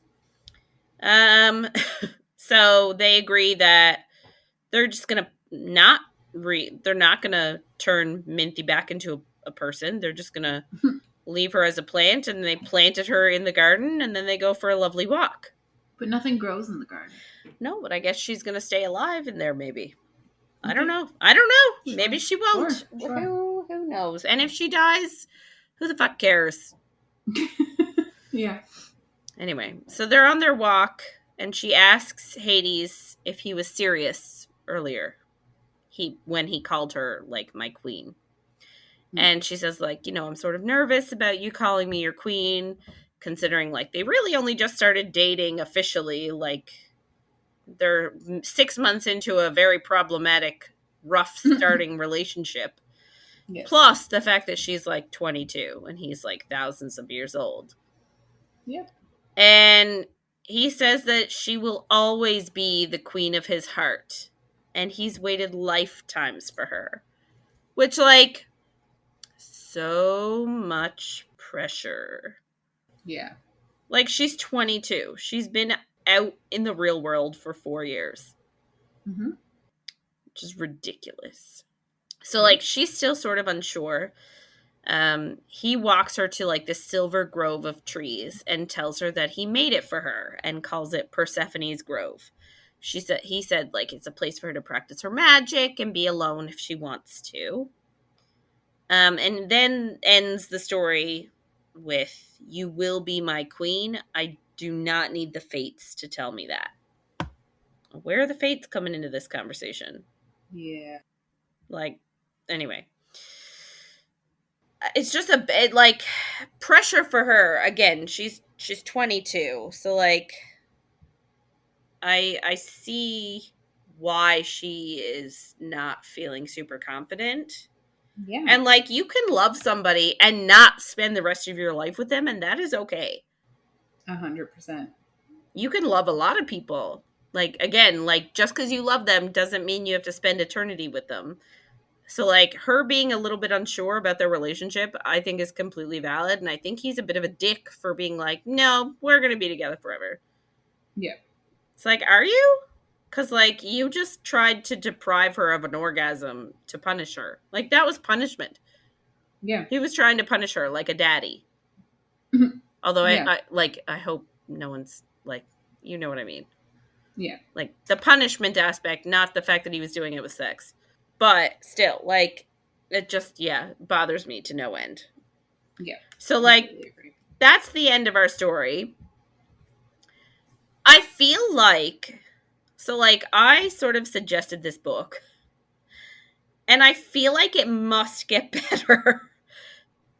Because I ended it on a high. I ended it on, like, because I remember reading I already told you that I read all three of them in a row. So I wasn't 100% sure where one ends and one begins and whatever. Yeah. But I remember finishing the third one and being like, when is the next one coming out? So, like, I feel like it must improve, because rereading it this second time, like, why? What? Yeah. But I feel like that's a lot of books. Like, once you get into it, really, you're like, oh, here are the problematic things. Good. Maybe. But yeah, I sort of feel bad I suggested. No. Like, there's part of the books that I really like. In the reasons that I dislike the main character are traits that she should have based on her upbringing. So, like, it's not even that I dislike her because of how she's written, because she's written how she should be. So I can't, like, I'm not mad about that. I appreciate that she's a flawed character and think that that is great in writing. And there are parts of the book that I do really enjoy, like the whole she needed worshippers to use her magic. Like, I thought that was really smart, and it makes sense knowing what you know about mythology. And there are definitely parts of this book, like, and the deals that Hades makes, like, there are parts of this book that I really did like. I think that there was too much plot in the last quarter of the book that didn't need to all be there. But I do think that that's also something that happens when, like, you are an independent writer and you have so many ideas. And I'm sure that that's probably what happened here is she tried to get them all in one book. Maybe it should have been spread out a bit more. Like, you could have brought Adonis back as a villain later on, even if it was the exact same thing that he did. I feel like that maybe didn't need to happen and be resolved in the last quarter of the book. Yeah. There was so much else happening. But I don't think it's a bad book. I do obviously have issues with the virgin trope, but that is just that's just me as well. But yeah, I did enjoy it. I think I will eventually read the other ones in the series. I'm currently reading the one in his point of view, which is the same book. So I'll see how I feel about that. Yeah. But yeah, I think it was a decent book. I'm not, like, I didn't hate it or anything.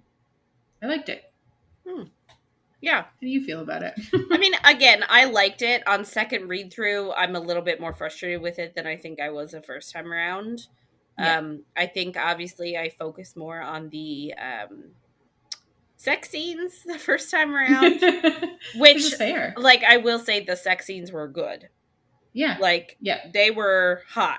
So, like, that was good. But then the second read through, where, like, you're sort of, you know where the sex scenes are, you know what they sort of entail, and then you sort of focus on these sort of other things, and you start to notice a bit more plot holes, or, like, maybe a bit more, like, it needed a bit more editing, I think, than what happened. Sort of keep it cohesive and less sort of, like, this is happening. No, this is happening. No, this is happening. Mm-hmm. But it's not bad. And I do think it gets better, like, the further into the series you get. Yeah. So when A Touch of Chaos comes out, I'll read it.